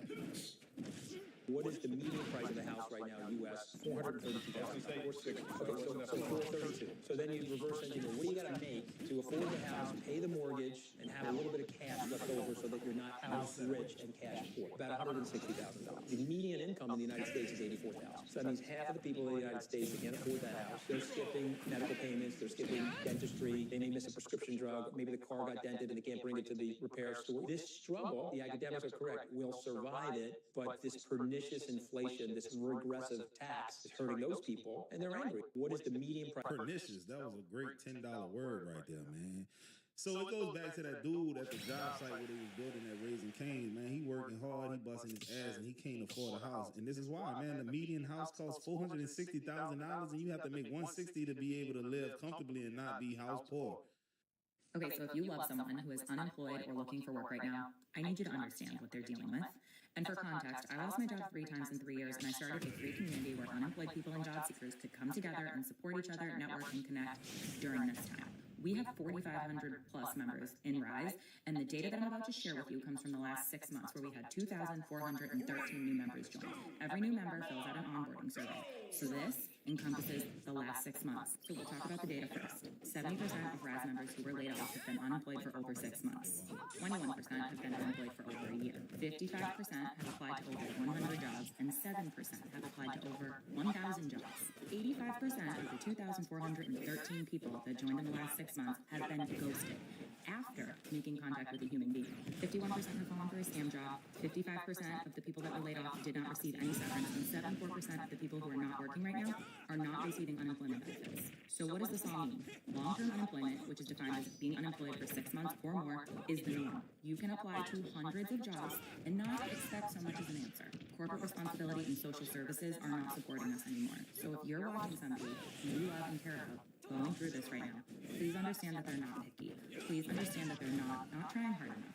They're just navigating something that is so fundamentally broken, and the people from the top have the resources to fix it, and they're just not. Rise is just a representation of what's going on in the greater workforce, and our data doesn't lie because I read it all line by line. Hey, bro, she ain't lying, though. She said them people at the top, it just reminded me of the first clip I showed y'all. Or not the first clip, whatever clip it was, when he broke down how payroll was being, managed.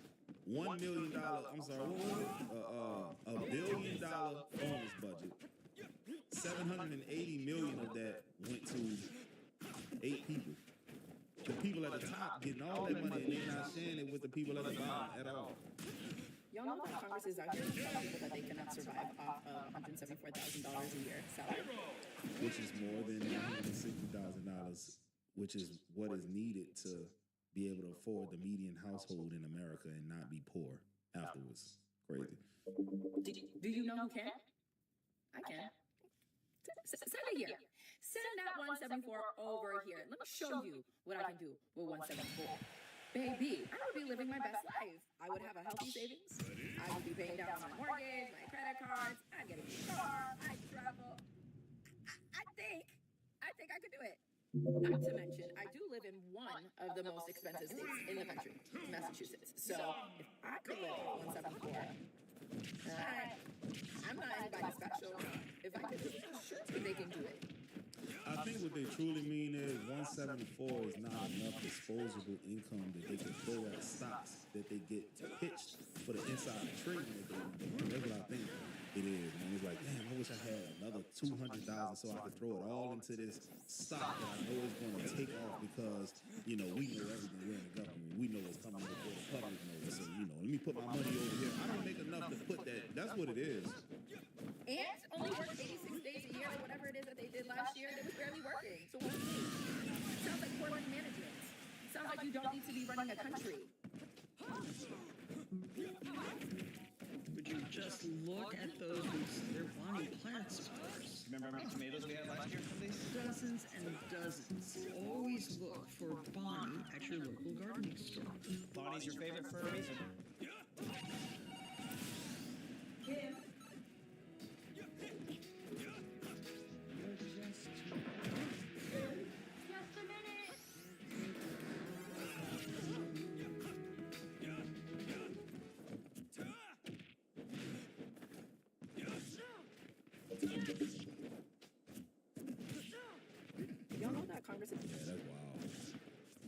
said the same people that won't raise the minimum wage past $8.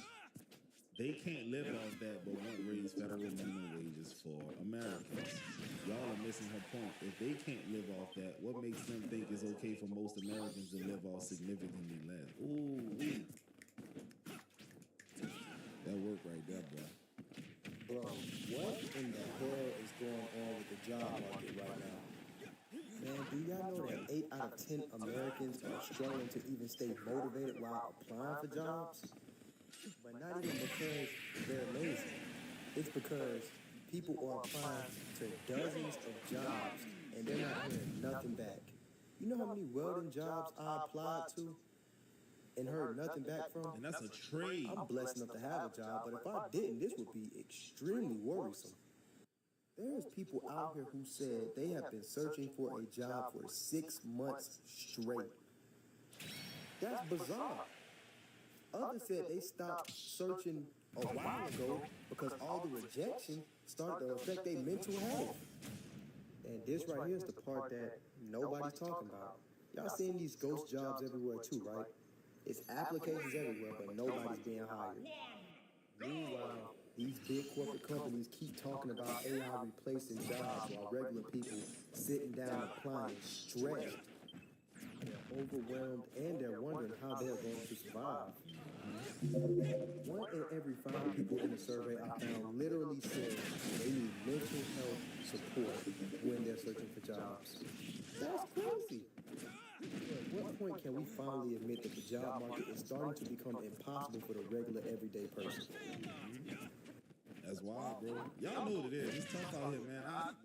Personally, I know so many people that's out of a job. Don't know where their next paycheck coming from. It's rough out here, dog. It really is. But that's the end of the video, man. I hope y'all enjoyed it. I hope y'all are doing everything possible to stay afloat. You know, your boss sending positive energy out there towards you, man. Y'all lock in, handle your business, and don't forget to...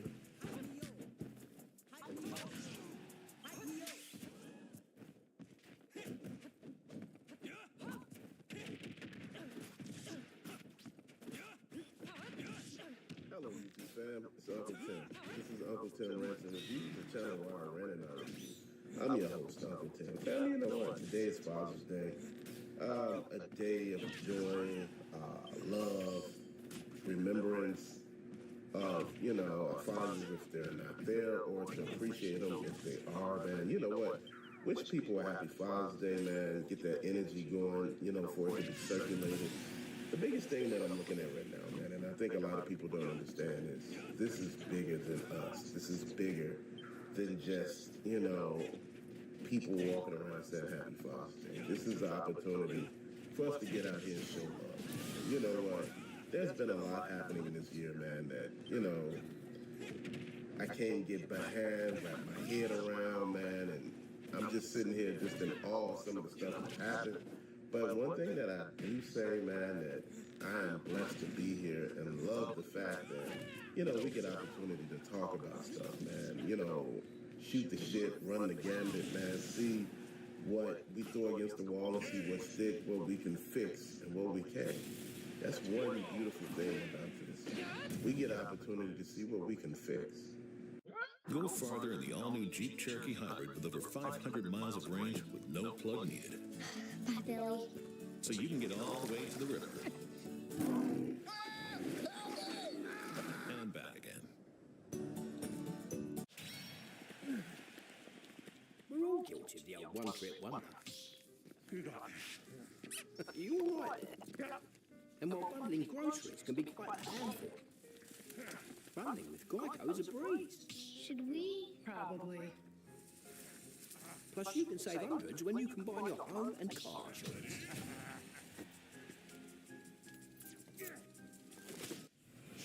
With them prayers, I won't answer not men.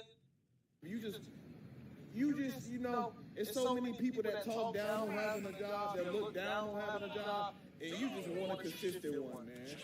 You don't care about having a job. You don't care about how you look, how other people perceive you for having a job. You just happy to be making some money the right way. You just happy to be making some legal money, man. You just happy to be making a living the right way.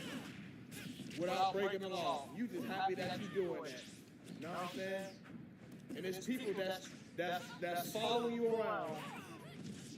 They have been assigned to make your life miserable, bro. You know? You wake up, you got your mindset. Today is gonna be a good day. Hold on.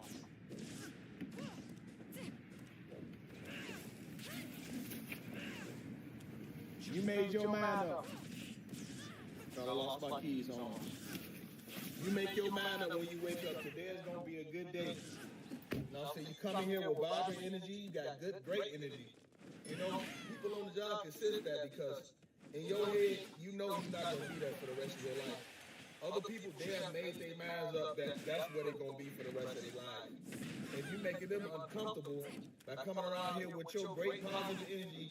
Hey, how you doing? Hi. You speaking to everybody, telling everybody hello. You telling everybody good morning. Everybody you make eye contact with, you telling them good morning. Hey, how you doing? They don't like that, man. People be miserable on these jobs. They really don't even want you saying nothing to them. They you know what I'm saying? They getting cheated on. Their wives at home cheating on them with the neighbors or with somebody down the street. Their husbands cheating on them with their best friend or somebody, you know they got failed relationships and they at work mad, bitter, financially insecure, financially behind no bills, you know. And they taking it out on you. These your managers, these your bitter ass HR, your bosses, they all in the same bed together. They all working.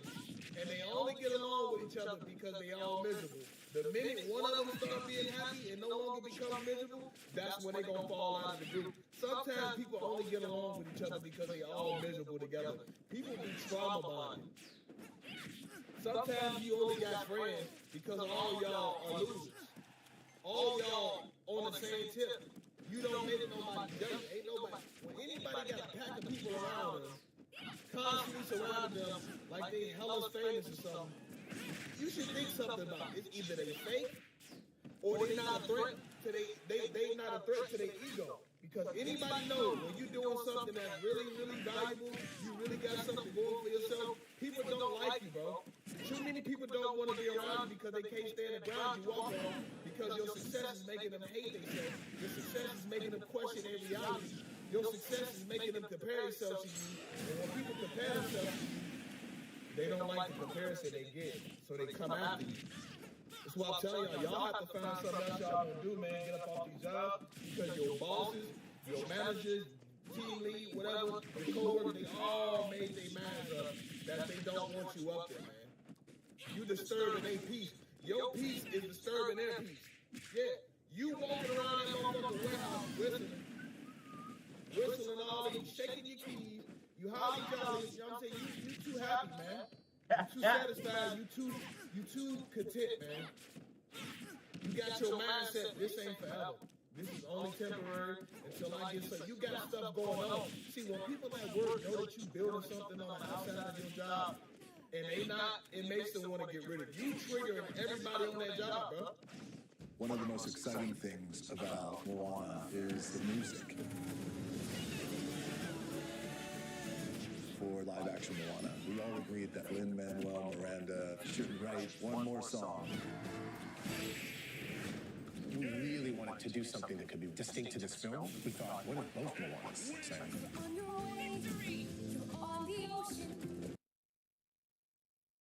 That's where everybody in the warehouse hates you. Everybody on the line hates you, bro. Every time you show up to clock in, they hate you. Why? Because all the girls want you. All the girls want to sleep with you and not them. And they've been on that job their whole life and can't get no attention from none of the girls on the job. When you come on the job, all the girls want to go home with you.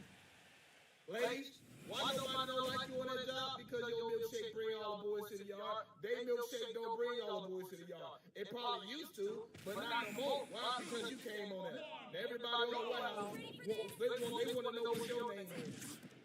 They don't want to know what her name is. All the boys on the warehouse, all the men up there, they want to know where you're from. They want to know how long you've been working up there. They want to help you with your work just to talk to you. The team lead who used to get that attention, she don't like that now. 10 up there in the warehouse. You not no more now. You look way better than her. You still in that attention. You gotta go. So now they pressing you because you come up there, you look at your belt, you look better than all the females up there. All the dudes constantly looking at you. They can't even work because you distracting them with your beauty. And the team lead, she can see that. She used to distract them now. Not anymore. She's invisible now because who's this new girl up here now? It's you. You taking all the attention. People don't like that when you steal their attention like that, and you don't even want none of them dudes. You just want to go home, get paid, and get a paycheck, and go and clock out and go home. You probably got somebody at home waiting on you. You ain't thinking about them dudes up there. She is. So the boss, the team lead, everybody up there, they got a problem with you because they feel like you trying to take something that they've been having their eyes on. Fellas, you can't do it, man. So you can't work regular jobs no more. You can't do what regular people do no more. Go to work, stay at the same job for decades, going to the same clubs, shaking ass at the same bars, drinking the same liquor at the same club, the same bars. Oh, what we doing? We're going downtown to D-Ellum. Let's hang out and get drunk at D-Ellum. You don't want to do that. You don't want to hang out at D-Ellum no more. Sometimes you might just want to hit the Red Rock and chill and hang out at the lake. And be sober. You don't want to get drunk out of your mind all the time. They want to do the same stuff, work the same job, hang out with the same people, go to the same club, the same kickback, the same lounges, do the same stores, eat the same food, go to the same restaurant. You not like that. You different. They don't like you. You can't do what regular people do. You know, date, have relationships, have a lot of friends, connect with a lot of people with nobody hating you. You walk in the room, everybody giving you that, showing you love. Yeah, you can't do that no more. Because them people ain't special. Ain't nothing about them. They ain't got that glow. Them people really feel sorry for them. So they supporting them because they feel sorry for them. They feel like they ain't going nowhere anyway, so why not support them? They won't support you because they know if they actually support you, you might fuck around and really take the fuck off. And they feel like if they stop supporting you, turn around here, then you won't go nowhere. Your business won't take off. That YouTube channel won't go. So they won't support you because they know you actually don't go somewhere with it. They don't want you taking off nowhere with their attention. So they gonna support the buckhead, the loser that they know ain't gonna do. She ain't gonna do shit with him anyway. So they'll tell her all the knowledge, all the information that they know because they know that person ain't gonna use it. You, hell no. They gonna make you pay for it. They gonna withhold it. Gatekeep all the knowledge from you because they know if you get a hold of the right information, you just might do the right thing with it. You might do better than them with it. And they been sitting on this knowledge, sitting on all this information like just gatekeepers. They evil, man. These people pick and choose who they want to show love to. Pick and choose who they want to and give knowledge and information to. The game ain't meant to be told, it's meant to be told. The game ain't meant to be told, it's meant to be sold. Stay away from people like that, man. People are losers, man. Anyway, back to the subject, chosen ones. Y'all gotta find another way to be entrepreneurs, do something. Y'all gotta work your way up out of these jobs, man, because these jobs really hate you, man. They know who you are behind closed doors when ain't nobody looking. They know who you is behind the camera. When the camera's off, behind the closed curtain, they know who you are, man, and it's somebody they can never be. They tired of looking at you, man. You disturbing their peace, man. They want their regular life back. They want their attention back. They want the spotlight back. That's why I'm telling y'all, let them have it, man. Y'all come around, y'all stealing these people life, they spotlight, man.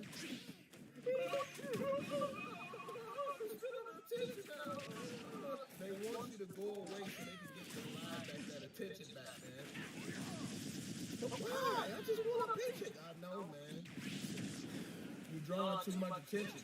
Y'all gonna have to damn near get a tent, go move in the damn woods, pack it up, man. Because these jobs, they don't want you, man. It's crazy because they hire you. Would think they'll hire you because you can get the job done. Come to find out they don't really want you to get the job done. Ain't that crazy? How they punish you for hitting the rate. They tell you it's a certain rate that you gotta get. So you hit the rate. They start giving more shit to you. more responsibility, going hard on you. These people will never give you a break, man. They made their mind up. The HR, they all in on it too. The HR hates you too. The HR do not like you. That's why they ignore you. Every time you got a request, you want a request off, he'll call in, PTO, shit. They don't want to work with you, man. These people, they don't want to work with you. They don't want to do business with you, man. Because they're all too jealous. They so damn jealous, man. America, 250 years of independence. Since 1916, Boeing has lifted our nation to the skies. America and Boeing, together. They so jealous until they apologize, until they stop being wicked and sabotaging and turn from their wicked ways, they will all forever be living paycheck to paycheck. See, I know what's really going on with them. Why they targeting you like that, chosen ones on these jobs? Because they all broke, man. God got these people so broke because of how they act, the way that they treat other people. They ain't gonna never level up, they ain't gonna never grow. That's gonna be the last job they have. These people, they gonna have to die up there on that job, man. They stealing, scamming, manipulating. They playing games. God done turned their back. God done been withheld. The same way they withhold knowledge from you, the same way they sabotaging you, playing with you, God done been turned their back on them, man. God don't like ugly, man. Yeah, I'm done with y'all. Until y'all stop that shit that y'all do, I'm done with y'all, man. Finally blessed, you gonna have to do voodoo, witchcraft, something. You ain't getting it from me. I'm done. Anything they get, they gonna have to steal for it. They gonna have to lie for it. They gonna have to cheat, manipulate. They gonna have to play with a good person because it won't come from God. Hell, God been had cut them off. God done been closed the doors on them. Been cut them off from His glory. They ain't getting nothing. Anytime they get something, they gonna have to do something right. They gonna have to scam for it. They gonna have to lie to you because it won't be coming from God because God done been turned their back on it, man. Because they crooked, man. They evil. They targeted chosen ones, man. You know how many people they done knocked off? God done seen it. God sit back. Y'all done knocked off so many people. I'm done with y'all. I hope you don't think you praying to me. Don't even close your eyes and try to pray to me.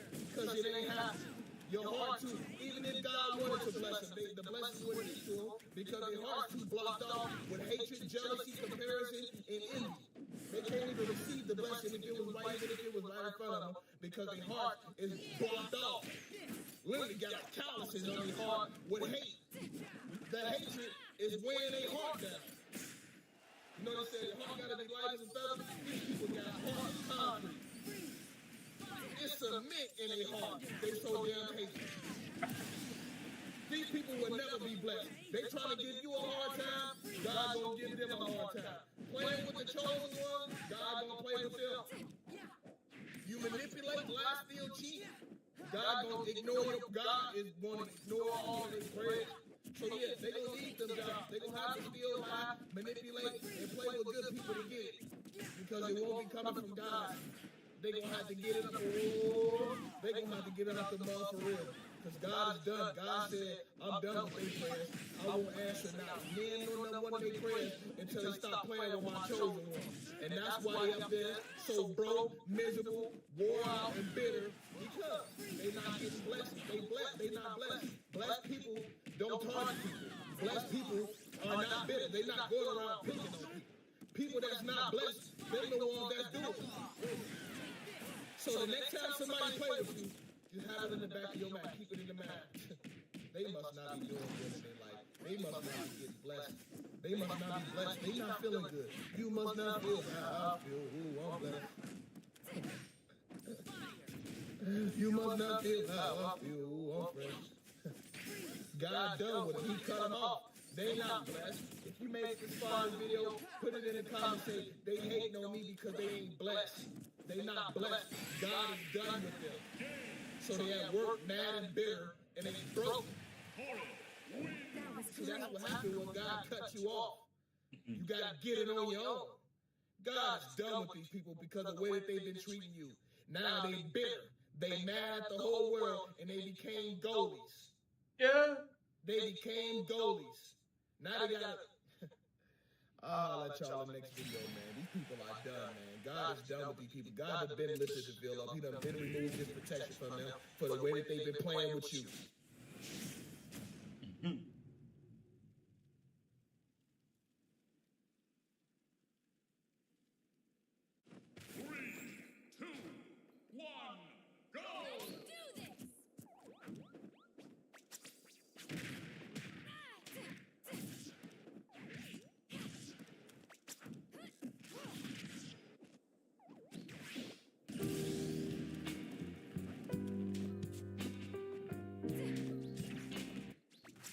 ever since I found out Santa wasn't real, life has just gone downhill, bro. Because genuinely, things have not felt the same since 2019, bro. Like, I'm gonna be so for real. Life used to be, you know, eventful. There used to be like a spark, energy, you know what I'm saying? But nowadays, none of that is there. Like, ever since 2019, none of that is there. Nothing feels the same. And you feel this too, bro. You have not felt the same since then. 2019 was the last real year. Ever since then, you have not felt the same, bro. Ever since 2020, you have not felt the same. You go outside, it's not the same air. It's not the same sun. Everything is cooked. Dating is cooked. Job market cooked. Economy cooked. Everything's cooked. Everyone's cooked, bro. And it's funny because when you look back, you could definitely say, like, maybe you're just getting older, right? Maybe it's just me getting older. In 2019, I was a broke college student, freshman, you know what I'm saying? And now I'm 25 years old. But I swear these last few years have gone by so quickly, bro. And things have just changed so much. And when I say change, I don't even mean, like, all the responsibilities that come with it. Because here's the thing.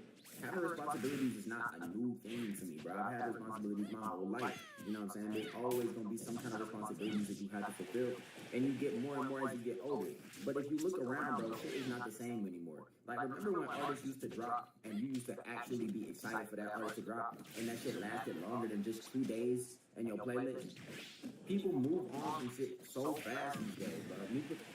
People can't even watch a TV show and let it just rest for a little while. You watch a TV show, everyone's on it, oh, and as soon as it goes off, it's like that shit never even existed. Like, remember Stranger Things last season? Me neither, my nigga. Like, genuinely, everything is just going by so fast. Everything is just shallow and vapid. And that is the problem. We as a society are moving towards shallow, quick.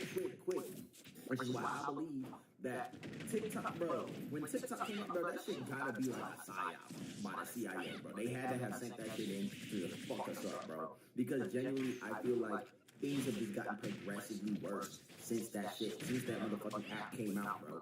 At first it was cool, but now everything is so shallow. There's nothing to grab onto. There's no deepness to life, and that is why there's no spark. It's because there's nothing beyond. There's nothing there, bro. It's just empty, bro. Life just feels empty, bro. Not even gonna lie to you, man. And that's why, like, your favorite YouTubers don't hit like they used to hit. You know what I'm saying? Your favorite TV shows ain't hitting like they used to hit because you're so used to just shallowness. You can't grab onto anything deeper these days. So when Looks Maxing came out, right? Looks Maxing kind of solidified this shit. And it showed me, like, okay, yeah, that's what we're headed as a society. Because Looks Maxing is generally the most shallow, lacking depth, movement I've ever heard of in my life. We're literally rating people on a scale of 1 to 10, when in reality, that's not even how traction really works.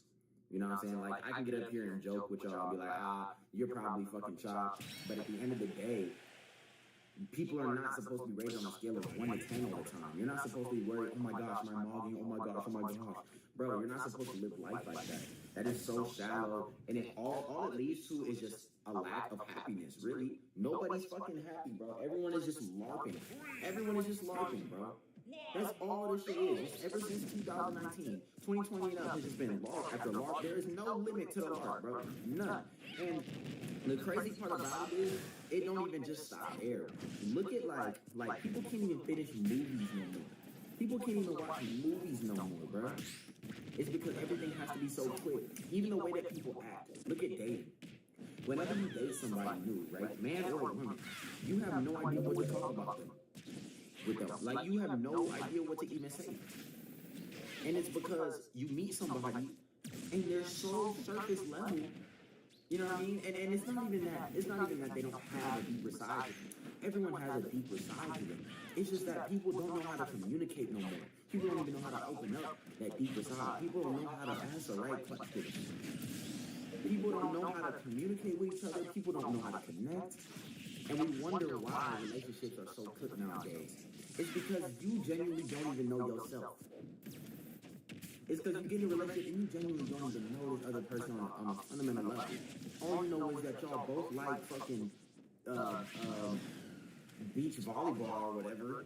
Oh, we have this in common. So what, bro? Get deeper.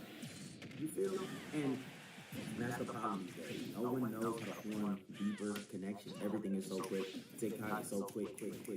Everything is just so shallow. And it means absolutely nothing. Everything is cheap. Hell, look at video games, bro. Everything is cheap. We get a new Madden every single year. It's basically just an update, a $60 update, a new NCAA football every year. Used to be my favorite series. Turning it into more slop. Then don't even let me get started on AI. Holy shit, bro. That shit is just gonna progress this shit further. It's gonna make shit even more shallow. Even knowledge, the pursuit of fucking knowledge has even gotten shallow. Because all you gotta do is just, and all of a sudden you're gonna have all the answers you ever needed right at your fingertips. You ain't gotta really go search. You ain't gotta go into no archive. Nigga, libraries is about to go extinct. Why the fuck would I look at a library when I could pull the shit up on AI? I could just pull this shit up on AI, bro. And then it's crazy because like then you go to school and these schools are so outdated with their education. It's like they tell you, like, it's so funny how these schools are so anti-AI and shit like that. Yet when you get into the workplace, all they're saying is we're gonna be using AI. Ain't that a fucking bitch? I just came to that fucking realization. Holy. When I was a senior in college, that's when ChatGPT had just dropped. I'm not gonna lie, bro. Don't trust me, bro, because I use I was ChatGPT in everything. I already got my degree, so it's okay. I can say it. I ChatGPT every motherfucking class. I was chilling.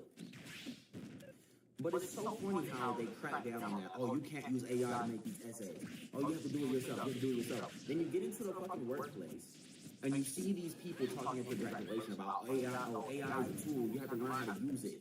But you was just suspended, and I literally know somebody that got like suspended and damn near expelled from college.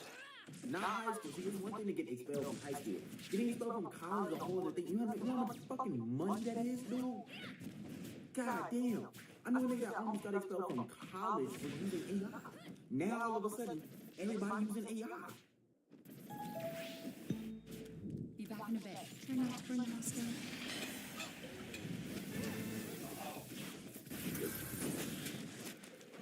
Guess it's a good thing we got AAA. AAA, we're always with you. Saying yes can be hard with severe asthma, but you can say Yes! to fewer asthma attacks. To Aspire.